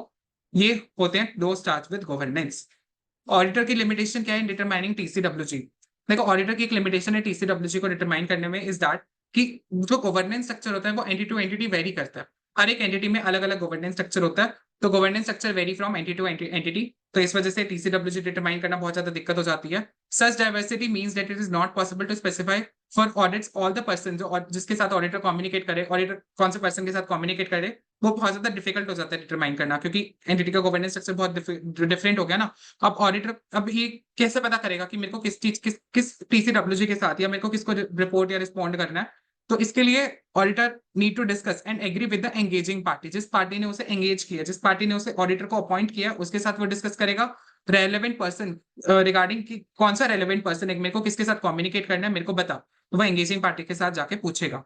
इससे ऑडिटर को ऑब्टेन करेगा understanding of SA number 315, SA 315 की अंडरस्टैंडिंग वगैरह ऑब्टेन करेगा। और appropriate person with whom to communicate, वो वेरी करता है कौन सा मैटर आप कम्युनिकेट कर रहे हो, उस पर वो वेरी करेगा। तो यही हो गया auditor limitation in determining TCWG. Governance structure हर एक एंटिटी का वेरी करता है। Such diversity means that it's not possible to specify कि कौन से पर्सन के साथ उसे कम्युनिकेट करना है। तो एंगेजिंग पार्टनर के साथ, जिस पर्सन ने उसे एंगेज किया उसके साथ वो डिस्कशन वगैरह कर लेगा रिगार्डिंग कि मेरे को किसके साथ कम्युनिकेट करना है। और यहाँ पर वो अंडरस्टैंडिंग लेगा, इससे 315 लगाएगा, अंडरस्टैंड करेगा मैटर जो उसे कम्युनिकेट करने हैं। Significance of communication with TCWG. देखो, अभी कम्युनिकेट जो टीसीडब्ल्यूजी के साथ कर रहे हैं, तो इससे फायदा क्या क्या। सबसे पहले एक कंस्ट्रक्टिव वर्किंग रिलेशनशिप डेवलप हो जाती है। ऑडिटर टीसीडब्ल्यूजी दोनों आपस में मिलकर बैठ रहे हैं, एक कंस्ट्रक्टिव वर्किंग रिलेशनशिप एस्टेब्लिश हो जाती है। ऑडिटर को अंडरस्टैंडिंग मिल जाती है, टीसीडब्ल्यूजी उसे बहुत सारी चीजें बता देते हैं, जिससे ऑडिटर की अंडरस्टैंडिंग बढ़ जाती है रिगार्डिंग द एंटिटी और उसके एनवायरमेंट के रिगार्डिंग उसे बहुत सारी चीजें पता चल जाती है। Auditor in obtaining TCWG information relevant to audit, उसे ऑडिट के रिगार्डिंग बहुत सारी इन्फॉर्मेशन वगैरह पता चल जाती है। और टीसीडब्ल्यूजी को पता चल जाता है टीसीडब्ल्यूजी की ultimate responsibility is to review is to oversight the financial reporting process, तो उस वो रिस्पॉन्सिबिलिटी फुलफिल करने में उसकी मदद हो जाती है टीसीडब्ल्यूजी की। ऑब्जेक्टिव क्या है यहाँ पर, ऐसे 260 का ऑब्जेक्टिव क्या है, देखो objective is very simple. Objective यही है कि आपका ऑब्जेक्टिव जो है, देखो ऑब्जेक्टिव क्या क्या है, सबसे पहले मैं बता देता हूँ, एक इससे पहले ऑब्जेक्टिव से पहले matters to be communicated to auditor. अब ऑडिटर को कौन से मैटर्स वो कम्युनिकेट करेगा TCWG, matters to be communicated by auditor to TCWG. Auditor कौन से मैटर्स टीसीडब्ल्यूजी को कम्युनिकेट करेगा, सिर्फ वाले मैटर्स कम्युनिकेट करेगा। ये मेमोरी टेक्निक बहुत इंपॉर्टेंट है, पूरे एस्से के अंदर यही मेमोरी टेक्निक रिजॉल्व करेगी, आपके मैक्सिमम क्वेश्चन के आंसर्स देगी। सिर्फ वाले मैटर्स को कम्युनिकेट करेगा। सिर्फ का मतलब क्या है, ऐसे हमारे पास स्कोप, आई से आ जाता है इंडिपेंडेंस, आर से है रोल्स एंड रिस्पॉन्सिबिलिटी, आर से क्या है रोल्स एंड रिस्पॉन्सिबिलिटी, और एफ से हमारे पास है फाइंडिंग्स, जो भी सिग्निफिकेंट फाइंडिंग्स है वो वाली बात हो जाती है। ठीक है, तो ये वाले मैटर्स वो कम्युनिकेट करेगा ऑडिटर टीसीडब्ल्यूजी को, सिर्फ वाले मैटर्स कम्युनिकेट करेगा, स्कोप, इंडिपेंडेंस, रोल्स, रिस्पॉन्सिबिलिटी और जो भी फाइंडिंग्स वगैरह हैं ये मैटर्स कम्युनिकेट करेगा। तो objective is very very simple and sorted हो जाएगा आपके पास। क्या क्या ऑब्जेक्टिव हो जाएगा, जो भी स्कोप है टाइमिंग वगैरह ऑडिट का वो कम्युनिकेट करेगा, एस वाले मैटर कम्युनिकेट करेगा और कम्युनिकेट करेगा। अब टीसीडब्ल्यूजी ऑडिटर को वो सारी चीजें बताएगा जो रेलेवेंट है ऑडिट के लिए, और टीसीडब्ल्यूजी के main ultimate responsibilities to oversee the financial reporting process, और टू वे कम्युनिकेशन हो जाएगा, मतलब एक कंस्ट्रक्टिव वर्किंग रिलेशनशिप डेवलप हो जाएगा इन दोनों के बीच में। Determining the appropriate person with whom to communicate within the governance structure, ये भी आपका एस्से नंबर 260 का बेसिक ऑब्जेक्टिव है। अब मैटर्स कौन से कम्युनिकेट करेगा ऑडिटर, सिर्फ वाले मैटर कम्युनिकेट करेगा, वही सारे सिर्फ वाले मैटर हैं। देखो आर से हो गया रिस्पॉन्सिबिलिटी, ऑडिटर की रिस्पॉन्सिबिलिटी क्या related to financial reporting, S से आ जाएगा स्कोप, प्लान स्कोप और टाइमिंग क्या है ऑडिट की, एफ से आ जाएगा फाइंडिंग्स, सिग्निफिकेंट फाइंडिंग्स क्या क्या है ऑडिट से, वो वाली चीजें आ गई। और लास्ट में हमारे पास आता है आई, I is for independence, communicate करेगा auditor independence in case of listed entities. तो कौन से मैटर कम्युनिकेट करेगा, सिर्फ वाले मैटर्स कम्युनिकेट करेगा। सबसे पहले हमारे पास आता है roles responsibilities, roles and responsibility. अब ऑडिटर की रिस्पॉन्सिबिलिटी क्या होती है, बोलो एस्से नंबर 200, ऑडिटर की रिस्पॉन्सिबिलिटी क्या होती है, is to obtain reasonable assurance that financial statement are free from material misstatement whether caused by error or fraud and to report respondingly। आपको रिपोर्ट भी करना है ऑडिट ऑफ फाइनेंशियल स्टेटमेंट में। Audit of financial statement, अगर auditor audit करता है financial statement का, तो इससे मैनेजमेंट रिलीव नहीं हो जाएगी, मैनेजमेंट की भी अल्टीमेट रिस्पॉन्सिबिलिटी रहती है और टीसीडब्ल्यूजी की भी अल्टीमेट रिस्पॉन्सिबिलिटी रहती है। प्लान स्कोप और टाइमिंग ऑफ ऑडिट में क्या है, देखो plan scope timing of audit में ये है कि टीसीडब्ल्यूजी को ऑडिटर से एक बेटर अंडरस्टैंडिंग मिल जाएगा regarding communication of better consequences of audit work समझ आ जाएंगी। टीसीडब्ल्यूजी को ऑडिटर के काम के बारे में और अच्छी चीजें पता चल जाएंगी कि हाँ ये ऑडिटर का ये स्कोप है, ऑडिटर ये वाला काम करता है, तो better consequences of auditor work समझ आ जाएंगे और ऑडिटर की मदद हो जाएगी, उसे इन्फॉर्मेशन पता चल जाएगी रिगार्डिंग द एंटिटी, वो वाली बात हमें करनी है। इसके बाद आता है सिग्निफिकेंट फाइंडिंग्स क्या है ऑडिट से। अब देखो सिग्निफिकेंट फाइंडिंग्स में 5 चीजें आपको याद रखनी है सिग्निफिकेंट फाइंडिंग्स में। क्वालिटेटिव एस्पेक्ट, सिग्निफिकेंट डिफिकल्टीज जो भी अराइज हो जाती है, unless all TCWG are involved in management of entity, form and content of audit report और other significant matters। ये आपको 5 चीजें याद रखनी पड़ेंगी सिग्निफिकेंट फाइंडिंग फ्रॉम ऑडिट। तो 5 चीजें कौन सी है सिग्निफिकेंट फाइंडिंग फ्रॉम ऑडिट में याद रखना। पहला है क्वालिटेटिव एस्पेक्ट, सेकंड हमारे पास है जो भी सिग्निफिकेंट डिफिकल्टीज अराइज हो रही है from the audit, unless all TCWG are involved in management of entity, and last one is your next one is your हमारे पास आता है form and content of audit report, form and content of audit report और सारे के सारे जो भी आपके अदर जो भी मैटर्स हो गए, मतलब क्यू डिफो वाली चीजें आपको ये सिग्निफिकेंट फाइंडिंग्स के अंदर आ जाता है। क्यू डिफो तो क्यू से आ जाएगा क्वालिटेटिव एस्पेक्ट, आई से ऐसे आ जाएगा सिग्निफिकेंट डिफिकल्टीज, देन उसके बाद आपके पास आ जाएगा unless all TCWG are involve in management of entity, form and content of audit report और अदर सिग्निफिकेंट मैटर्स। तो क्वालिटेटिव एस्पेक्ट में हमारे पास क्या आ जाएगा, ऑडिटर की view qualitative aspect regarding your आपके अकाउंटिंग पॉलिसी के regarding, audit procedures, audit estimates के रिगार्डिंग, ये सारी बातें आ जाती हैं। Significant difficulties encounter during the audit, अभी कौन सी सिग्निफिकेंट डिफिकल्टीज ऑडिटर को एनकाउंटर हो सकती हैं। अब यहाँ पर ऑडिटर का सारा दुखड़ा आ जाएगा, अब ऑडिटर यहाँ पर अपना दुखड़ा तुम्हें सुना रहा है, ऐसे ऐसे ऐसे याद रख लेना कि सिग्निफिकेंट डिफिकल्टीज यहाँ पर ऑडिटर अपना दुखड़ा सुना रहा है। दुखड़ा क्या है कि अरे मेरे को मैनेजमेंट ने मेरे को बहुत कम समय दिया, आपको रोना है, यहाँ पर रोना है, आंसर जब लिखोगे रोना है। अरे मेरे को मैनेजमेंट ने बहुत कम समय दिया एंगेजमेंट करने के लिए, अयो मेरे को मैनेजमेंट ने इन्फॉर्मेशन ही नहीं दिया, मैं बिना इन्फॉर्मेशन के कैसे देखूंगा मम्मी? तो वो चीज हो जाएगी। थर्ड थिंग इज इंसेंट, आपके पास एक्सटेंसिव एफर्ट मेरे को लगाना पड़ा सारा देखने के लिए। अनअवेबिलिटी ऑफ एक अनएक्सपेक्टेड इन्फॉर्मेशन, मेरे को तो इन्फॉर्मेशन मिली ही नहीं, मेरे को तो ये इन्फॉर्मेशन चाहिए थी। Restriction impose on the auditor, मेरे मेरे पे इतनी रिस्ट्रिक्शन लगा दी, मैं कैसे देखूंगा? और management unwillingness to make assessment, management ने मना कर दिया, मैं तो असेसमेंट करूंगा ही नहीं। तो ये ऐसे करके आपको रोना है आंसर में। ऑडिटर को रोना है, अपना दुखड़ा सुनाना है आपको इसमें। सबसे पहले मैनेजमेंट ने अनविलिंगनेस, मैनेजमेंट मना कर रही है, मैं तो तेरे को इन्फॉर्मेशन दूंगा नहीं। तुम्हें बहुत ब्रीफ टाइम दिया काम करने के लिए ऑडिटर को, आधे घंटे में कंप्लीट करा ऑडिट, ऐसा हो गया। एक्सटेंसिव, मेरे को बहुत ज्यादा एफर्ट लगाना पड़ा ऑडिट एविडेंस ऑब्टेन करने में। अनअवेबिलिटी ऑफ एक्सपेक्टेड इन्फॉर्मेशन, मेरे पे बहुत सारी रिस्ट्रिक्शंस इंपोज कर दिया। फिर मैनेजमेंट अनविलिंगनेस है to meet the assessment, management unwilling है, मैं एक्सपेक्टेशन में ही कर रही है। Unless all TCWG are involve in management of entity, तो इसके लिए ये पॉइंट्स याद रख लेना। Unless all TCWG are involve in management of entity, म्यू समरा, म्यू समरा, म्यू समरा, म्यू समरा, म्यू समरा, म्यू समरा, तो म्यू समरे आपको देखना है, माइक लेके गा देना पेपर में, म्यू समरे। म्यू समरे में एम से एमडब्ल्यू आ जाएगा, मटेरियल वीकनेस, मटेरियल वीकनेस देखेगा। SM is your significant matters और W R is for return representation. ठीक है, हो गए पॉइंट्स याद। इसके बाद आता है form and content of audit report. Form and content of audit report में हमारे पास क्या क्या चीजें देखेगा? एस 705 मॉडिफिकेशन, 570 गोइंग कंसर्न, 701 की audit matters, 706 emphasis of meta paragraph or other meta paragraph, and essay number 720 other information. For more detailed knowledge, refer my revision video of chapter number 7. इसके बाद फॉर्मर कंटेंट हो गया, और last में हमारे पास आता है any significant matters. Any significant matters के अंदर कौन से सिग्निफिकेंट मैटर्स हैं? तो उसके अंदर वही सारे आपके जो भी सिग्निफिकेंट मैटर्स आ जाएंगे जो ऑडिटर प्रोफेशनल जजमेंट के दौरान याद रखेगा। और ये सिग्निफिकेंट मैटर्स कौन से सिग्निफिकेंट मैटर्स हैं, फटाफट से देखो। सिग्निफिकेंट मैटर में सबसे पहले दो तो आपके सिग्निफिकेंट टू सिग्निफिकेंट मैटर के थ्रू ही याद हो जाएंगे। सिग्निफिकेंट मैटर जहां पर डिसएग्रीमेंट आपका मैनेजमेंट के साथ है, पहला वो सिग्निफिकेंट मैटर हो गया। फिर इसके बाद आ जाएगा second is your significant event और ट्रांजैक्शंस, जो भी आपने अकर किए हैं। दो सिग्निफिकेंट याद हो गए। सिग्निफिकेंट मैटर्स जहां पर आपका डिसएग्रीमेंट है मैनेजमेंट के साथ, सिग्निफिकेंट इवेंट और ट्रांजैक्शन। थर्ड, बिजनेस कंडीशन जो आपकी एंटिटी को अफेक्ट कर रही है। फोर्थ, डिस्कशन और कॉरेस्पॉन्डेंस जो भी आप कनेक्शन कर रहे हो विद इनिशियल या फिर recurring appointments of auditor. And last one is management consultation, last one is management consultation. 2-3 points याद रख लेना, इतना इंपॉर्टेंट नहीं है। हाँ, लेकिन पढ़ लेना, मैंने बोल दिया इंपॉर्टेंट नहीं है, कहीं पढ़ो ही ना, पेपर में आ गया तो फिर तुम मुझे बोलोगे।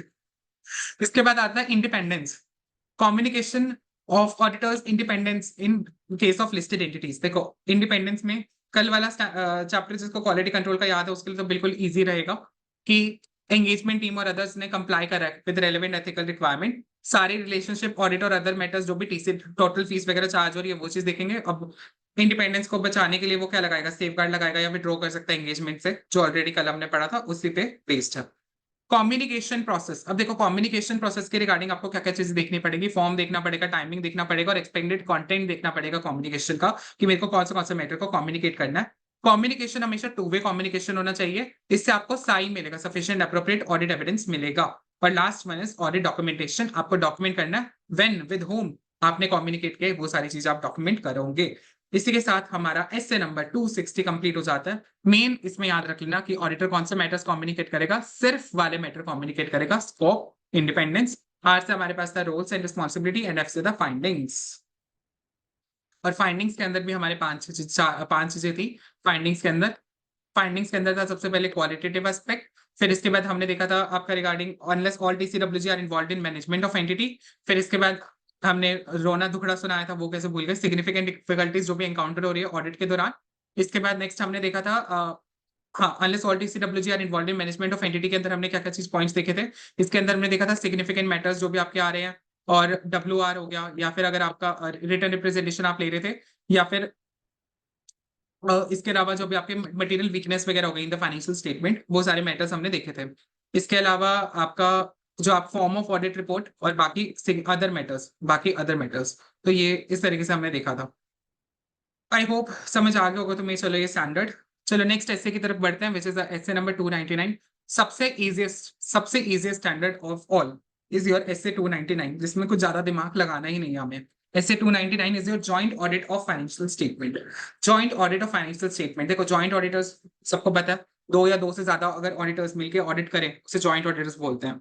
वाह, क्या डेफिनेशन समझाइए, नाम से ही पता चलता है जॉइंट ऑडिटर्स। तो जॉइंट ऑडिट जो होता है वो डील नहीं करता विद प्रिंसिपल ऑडिटर और अदर ऑडिटर्स के साथ, क्योंकि ये principal auditor other responsible auditors ये MS 600 के अंदर पड़ते हैं जब ऑडिटर दूसरे ऑडिटर का काम इस्तेमाल करता है। तो ये डील नहीं करता with relationship with principal auditor और अदर ऑडिटर। सबसे पहले जॉइंट ऑडिट क्या होता है? जॉइंट ऑडिट होता है financial statement of listed entity, जहां पर दो या दो से ज्यादा ऑडिटर्स अपॉइंट करे जाते हैं with an objective to issue audit report, और उन्हें मिलके उन्हें जॉइंट ऑडिटर्स बोलते हैं। तो जॉइंट ऑडिट क्या होता है? जॉइंट ऑडिट एक ऑडिट होता है financial statement of listed entity, जहां पर दो या दो से ज्यादा ऑडिटर्स अपॉइंट होते हैं with the issue of objective of issuing audit report.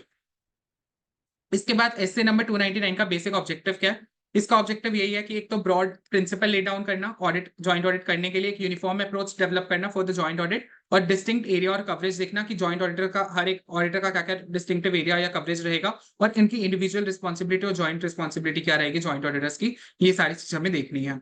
Okay, audit planning, risk assessment and allocation of work. तो एक जॉइंट ऑडिट प्लान बनाया जाता है। यहाँ पर जॉइंट ऑडिट प्लान क्या बनाया जाता है? देखो, prior to commencement of audit auditors जो होते हैं वो डिस्कस और डेवलप करते हैं, जॉइंट ऑडिट प्लान बनाते हैं। जॉइंट ऑडिट प्लान के अंदर वो सारे एरियाज देखेंगे कि हमें काम किस तरीके से डिवाइड करना है, डिवीजन ऑफ वर्क देखेंगे, और साथ ही साथ कॉमन ऑडिट एरियाज हमारे कौन से हैं, कॉमन ऑडिट एरियाज कौन से हैं, वो सारे एरियाज वगैरह आइडेंटिफाई करेंगे, कॉमन ऑडिट एरियाज आइडेंटिफाई करेंगे। तो दो चीजें देखेंगे, तो डिवीजन करेंगे काम का और आइडेंटिफाई करेंगे कॉमन ऑडिट एरियाज कौन से हैं। तो prior to commencement of audit joint auditors discuss और डेवलप करेंगे जॉइंट ऑडिट प्लान, आइडेंटिफाई करेंगे division of audit areas and common audit areas.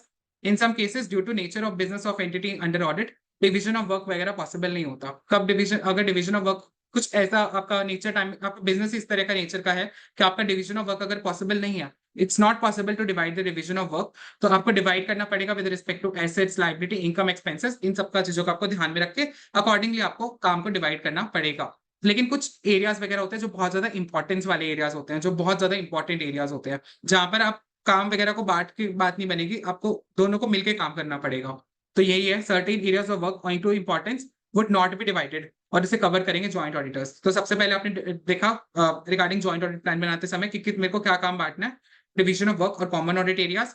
कुछ जहां पर आप काम को बांट नहीं सकते तो बांट दो with respect to assets, liability, income, expenses, और कुछ मैटर्स इतने ज्यादा सिग्निफिकेंट नेचर के होते हैं जहां पर काम को बांटा ही नहीं जा सकता, वहां पर दोनों मिलके ही काम करेंगे, दोनों जॉइंट ऑडिटर्स मिलकर काम करेंगे। नेक्स्ट हमारे पास आता है जॉइंट ऑडिट प्लान में इज योर रिपोर्टिंग ऑब्जेक्टिव। आपके रिपोर्टिंग ऑब्जेक्टिव क्या एंगेजमेंट के, वो देखोगे। कम्युनिकेशन होगा जॉइंट ऑडिटर्स के बीच में, results of preliminary engagement activity, and last one is nature, timing and extent of resources. तो जॉइंट ऑडिट प्लान के अंदर 5 पॉइंट्स कौन से हैं? सबसे पहले डिटरमाइन करो audit areas, second reporting objectives, results of preliminary engagement activities, communication among TCW, communication among joint auditors, and last one is nature, timing and extent to perform the engagement। और यहाँ पर at this stage जो भी risk of material misstatement को आप consider करोगे और उसको डॉक्यूमेंट भी कर देना उस रिस्क ऑफ मटेरियल मिसस्टेटमेंट को। जॉइंट ऑडिटर्स डिस्कस करेंगे, डॉक्यूमेंट करेंगे nature, timing and extent of audit procedure regarding specific and common allocated audit areas, और एक कॉमन एंगेजमेंट लेटर बनाया जाता है। यहाँ पर एक जो एंगेजमेंट लेटर होता है, यहाँ पर आपका एक कॉमन एंगेजमेंट लेटर बनता है। कॉमन एंगेजमेंट लेटर होता है और कॉमन रिटन रिप्रेजेंटेशन होती है, ठीक है। एक ये बहुत इंपॉर्टेंट है, एक वर्क एलोकेशन डॉक्यूमेंट बनाया जाता है। वर्क एलोकेशन डॉक्यूमेंट क्या होता है? एक वर्क एलोकेशन डॉक्यूमेंट के अंदर बताया जाता है कि ये काम तेरा, ये काम उस ऑडिटर का, ये उस ऑडिटर का काम है, इस तरीके से होता है। ये सारे के सारे जब जॉइंट ऑडिटर्स जॉइंट ऑडिट के लिए जाते हैं तो वो साइन कर देते हैं इस वर्क एलोकेशन डॉक्यूमेंट को, और अल्टीमेटली ये जो वर्क एलोकेशन डॉक्यूमेंट है ये TCWG को सबमिट होता है। तो वही चीज है, work allocation document can be signed by all the joint auditors and shall be communicated to TCWG of entity. तो ये वर्क एलोकेशन डॉक्यूमेंट सबसे पहले मदद करता है in helping of resolve disputes और कंफ्यूजन। फ्यूचर में कोई डिस्प्यूट नहीं होगा ना, क्योंकि वर्क एलोकेशन डॉक्यूमेंट के अंदर काम बटा होगा विद रिस्पेक्ट टू जो कैश एंड बैंक वाला एरिया तू देखेगा, ट्रेड पेबल्स का एरिया मैं चेक करूंगा, इस तरीके से काम बटा होता है। तो इस वजह से कोई भी फ्यूचर में जॉइंट ऑडिटर्स के बीच में कोई डिस्प्यूट नहीं होगा, इवन जॉइंट ऑडिटर्स और एंटिटी के बीच में भी कोई डिस्प्यूट नहीं होगा। Responsibility and coordination among joint auditors. देखो, in respect of joint audit of work, हर जॉइंट ऑडिटर अपने अपने काम के लिए रिस्पॉन्सिबल है। जो उसे काम बांटा गया उसके लिए वो रिस्पॉन्सिबल रहेगा, लेकिन कुछ ऐसे सर्टेन एरियाज है जहां पर जॉइंट रिस्पॉन्सिबिलिटी अराइज होती है, जो है बहुत ज्यादा इंपॉर्टेंट। कहां पर जॉइंट रिस्पॉन्सिबिलिटी आपकी अराइज होती है? तो जॉइंट रिस्पॉन्सिबिलिटी कहां अराइज होती है? देखो, all joint auditors shall be severally responsible for the first one, जहां पर आपने ऑडिट का काम बांटा ही नहीं। मैंने बताया था कुछ आपके मैटर ऐसे सिग्निफिकेंट होते हैं जहां पर आप काम बांटते ही नहीं है, तो वो हो गया। अब कॉमन ऑडिट एरियाज वही सिग्निफिकेंट ऑडिट एरियाज हो गए। तो वहां पर जहां आपने काम नहीं बांटा, कॉमन ऑडिट एरियाज, ये दोनों को साथ साथ सारे ऑडिटर्स इकट्ठे जॉइंट और सेपरेट रिस्पॉन्सिबिलिटी होगी इनकी। Matters brought into notice of joint auditors by one of them, जैसे मैं ए और बी दो जॉइंट ऑडिटर्स थे, ए जॉइंट ऑडिट कर रहा था regarding your cash and bank balance, उसे कुछ ऐसी चीज पता चल जाती है जो बी के एरिया से रिलेट करती है, जैसे बी को ऑडिट करना था ट्रेड पेबल्स का, ए ऑडिट कर रहा था कैश एंड बैंक बैलेंस का, तो ए को कुछ ऐसी इन्फॉर्मेशन मिली जो ट्रेड पेबल्स के लिए जरूरी थी, तो ए को बी को वो कम्युनिकेट करना पड़ेगा, यही वाली चीज ये बोलता है। Matters are to be brought into notice of other joint auditors by any one of them and where there is agreement among joint auditors। और बाकी दो जो रिलेटेड है वो फाइनेंशियल स्टेटमेंट से रिलेटेड है और ऑडिट रिपोर्ट से रिलेटेड है। फाइनेंशियल स्टेटमेंट का आपका एग्जामिन करना कि फाइनेंशियल स्टेटमेंट स्टैट्यूट जो है रेलेवेंट स्टैट्यूट है उसके अकॉर्डिंग बनी है कि नहीं बनी है, फाइनेंशियल स्टेटमेंट के अंदर प्रेजेंटेशन डिस्क्लोजर्स प्रॉपर हुए कि नहीं हुए, और ऑडिट रिपोर्ट इश्यू वगैरह करना, तो वो भी उनकी जॉइंट रिस्पॉन्सिबिलिटी होती है। आई होप क्लियर हो गया होगा जॉइंट रिस्पॉन्सिबिलिटी कहाँ कहाँ है, फटाफट से बोलो। और अगर पेन नोटबुक निकाल रखा है, होप निकाल रखा हो, आप इतने भी नहीं हो बड़े वाले, तो आपने जरूर पेन नोटबुक निकाल रखा होगा, तो उसमें लिखो फटाफट से जॉइंट ऑडिटर्स की रिस्पॉन्सिबिलिटी, वीडियो को पोस्ट करो और लिखो। मैं रिवीजन नहीं करवा रहा, आप वीडियो को पोस्ट करिए और लिखिए जो भी है आपकी कॉमन जॉइंट ऑडिटर्स की रिस्पॉन्सिबिलिटी होती है। मैं एक बार रिपीट कर देता हूँ फटाफट से, जहां पर ऑडिट वर्क डिवाइड नहीं कर रखा, कॉमन ऑडिट एरियाज, मैटर्स जो एक ऑडिटर दूसरे ऑडिटर के नॉलेज में लेके आएगा, फाइनेंशियल स्टेटमेंट स्टैट्यूट के अकॉर्डिंग बनी है कि नहीं बनी है, presentation disclosure of financial statement और ऑडिट रिपोर्ट आपका स्टैट्यूट्स वगैरह के थ्रू कंप्लाइंस हो रहा है कि नहीं हो रहा है। इसके बाद ऑडिटर कंक्लूजन एंड रिपोर्टिंग। देखो ऑडिटर जो है भाई कॉमन ऑडिट रिपोर्ट इश्यू करते हैं, दे इश्यू कॉमन ऑडिट रिपोर्ट हर एक ऑडिटर, लेकिन कॉमन ऑडिट रिपोर्ट इश्यू कर रहे हैं, लेकिन ऐसा जरूरी नहीं है कि वो बाउंड हो जाएगा। जैसे अगर कॉमन, जैसे एक ए ऑडिटर का ओपिनियन है कि भाई फाइनेंशियल स्टेटमेंट मटेरियली मिसस्टेटेड है, बी कह रहा है नहीं बिल्कुल क्लीन ओपिनियन देना, ये कह रहा है कि क्लीन ओपिनियन नहीं देना, ये कह रहा है क्लीन ओपिनियन देना है, तो दोनों डिसएग्री कर रहे हैं ना, तो ऐसा जरूरी नहीं है कि एक कॉमन ऑडिट रिपोर्ट ही इशू हो, ए वाला अपनी अलग रिपोर्ट दे देगा इस सिचुएशन में, और जो बी की एक कॉमन जो इनकी कॉमन ऑडिट रिपोर्ट होगी ना, वहां पर रेफरेंस दे देगा कि ए ने अलग से रिपोर्ट दी है, उसके अंदर एक रेफरेंस डाल देगा, आपके एम्फेसिस ऑफ आपके अदर मेटा पैराग्राफ होता है, ओएम होता है जो आप पढ़ोगे 706 के अंदर, उसके अंदर एक अलग से वो लिख देगा कि एक अलग से सेपरेट ऑडिट रिपोर्ट इशू हुई है। तो ये देखो audit conclusion and reporting, common audit report they issue if there is a disagreement regarding the opinion on any matter, they express the conclusion in a separate audit report, और joint auditor is not bound by the views of majority of joint auditors, there is a separate audit report with reference, और उसका separate audit report का reference हम other matter paragraph के अंदर दे दिया जाएगा। Each joint auditor is entitled to assume, क्या क्या बेसिक assumption हर एक joint auditor लगा के चलता है।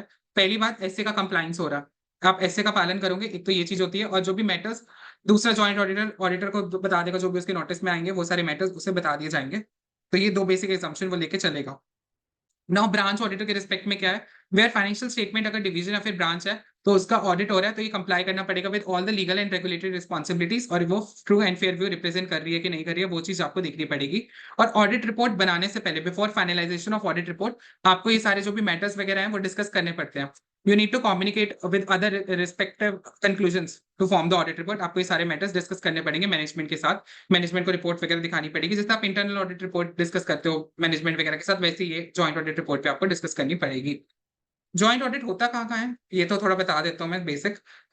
इंश्योरेंस इंडस्ट्रीज में बहुत ज्यादा होता है, आप इंश्योरेंस सेक्टर के अंदर जाओगे तो वहां पर एलआईसी वगैरह का ऑडिट कर रहे हो, वहां बहुत ज्यादा होता है, और बैंक ऑडिट्स के अंदर जॉइंट ऑडिट बहुत ज्यादा होता है, इवन बैंक के अंदर तो आपके कॉन्करेंट ऑडिटर्स होते हैं, वो डिफरेंट ही एस्पेक्ट हो जाता है। इसके बाद यहाँ पर कम्युनिकेशन टीसीडब्ल्यूजी के साथ आप क्या क्या चीज कम्युनिकेट करोगे, ऐसे 705 वाले मैटर्स कम्युनिकेट करोगे, और ऐसे 706 वाले, 705 जहां पर आप मॉडिफिकेशन देते हो, 706 एम्फेसिस और अदर मेटा पैराग्राफ वाले ओपिनियन आप डिस्कस करोगे। हो गया कंप्लीट आपका ये स्टैंडर्ड, मैंने कहा था सबसे आसान स्टैंडर्ड है ये, आपको बस अपना दिमाग खुला रखना है एंड चीजें याद करनी है। मेन इसमें सबसे इंपॉर्टेंट क्वेश्चन था जॉइंट रिस्पॉन्सिबिलिटी वाला, जो आपने लिखा भी होगा, आई होप वो अच्छे से याद कर लेना। लास्ट और आखिरी स्टैंडर्ड जो सबसे ज्यादा डिफिकल्ट है इज योर एसए नंबर 402, बहुत ज्यादा ध्यान लगाना है इस स्टैंडर्ड पे। मैं सोच रहा हूँ कि मैं इस वाले स्टैंडर्ड का अलग से रिकॉर्डिंग कर दूं, इसमें नहीं घुसाऊं मैं ये वाला स्टैंडर्ड, क्योंकि मेरे को इसको बहुत डीप में जाके समझाना पड़ेगा, स्टूडेंट्स को नहीं समझ आता जनरली ये एसए नंबर 402। तो एसए 402 के लिए इसी अभी मैं एक सेपरेट वीडियो इसके लिए रिकॉर्ड कर दूंगा, और आप वो वीडियो देख लेना। लेकिन आपका होमवर्क क्या रहेगा, एसए 402 से पहले जितना भी करवाया उसमें जितने भी बीच में आपके बॉक्स वगैरह आ रहे हैं टेस्ट योर अंडरस्टैंडिंग के, वो बॉक्स आप जरूर देख लेना, और पीछे के 5 क्वेश्चंस वगैरह जरूर से जरूर देख लेना। जो बहुत ज़्यादा इंपॉर्टेंट रहेंगे आपके लिए, आपके एग्ज़ाम के पॉइंट ऑफ व्यू से। और अगर अभी भी चैनल सब्सक्राइब नहीं किया, तो चुल्लू भर पानी लो और इसमें डूब जाओ। लिटरली डूब जाओ। इतना बढ़िया कंटेंट आपके लिए मिल रहा है, आपको सारी चीज़ें रिवाइज़ हो रही हैं। आई होप चीज़ें समझ भी आ रही होंगी आपको। और अगर आपको अच्छी चीज़ें लग रही हैं, तो लाइक, शेयर ज़रूर कर देना और कमेंट्स में प्यार भी बरसा देना। Thank you so much. Signing off. Rahul, नाम तो सुना ही होगा। तो थैंक यू सो मच और एसए 402 ज़रूर देख लेना नेक्स्ट वीडियो। Bye bye.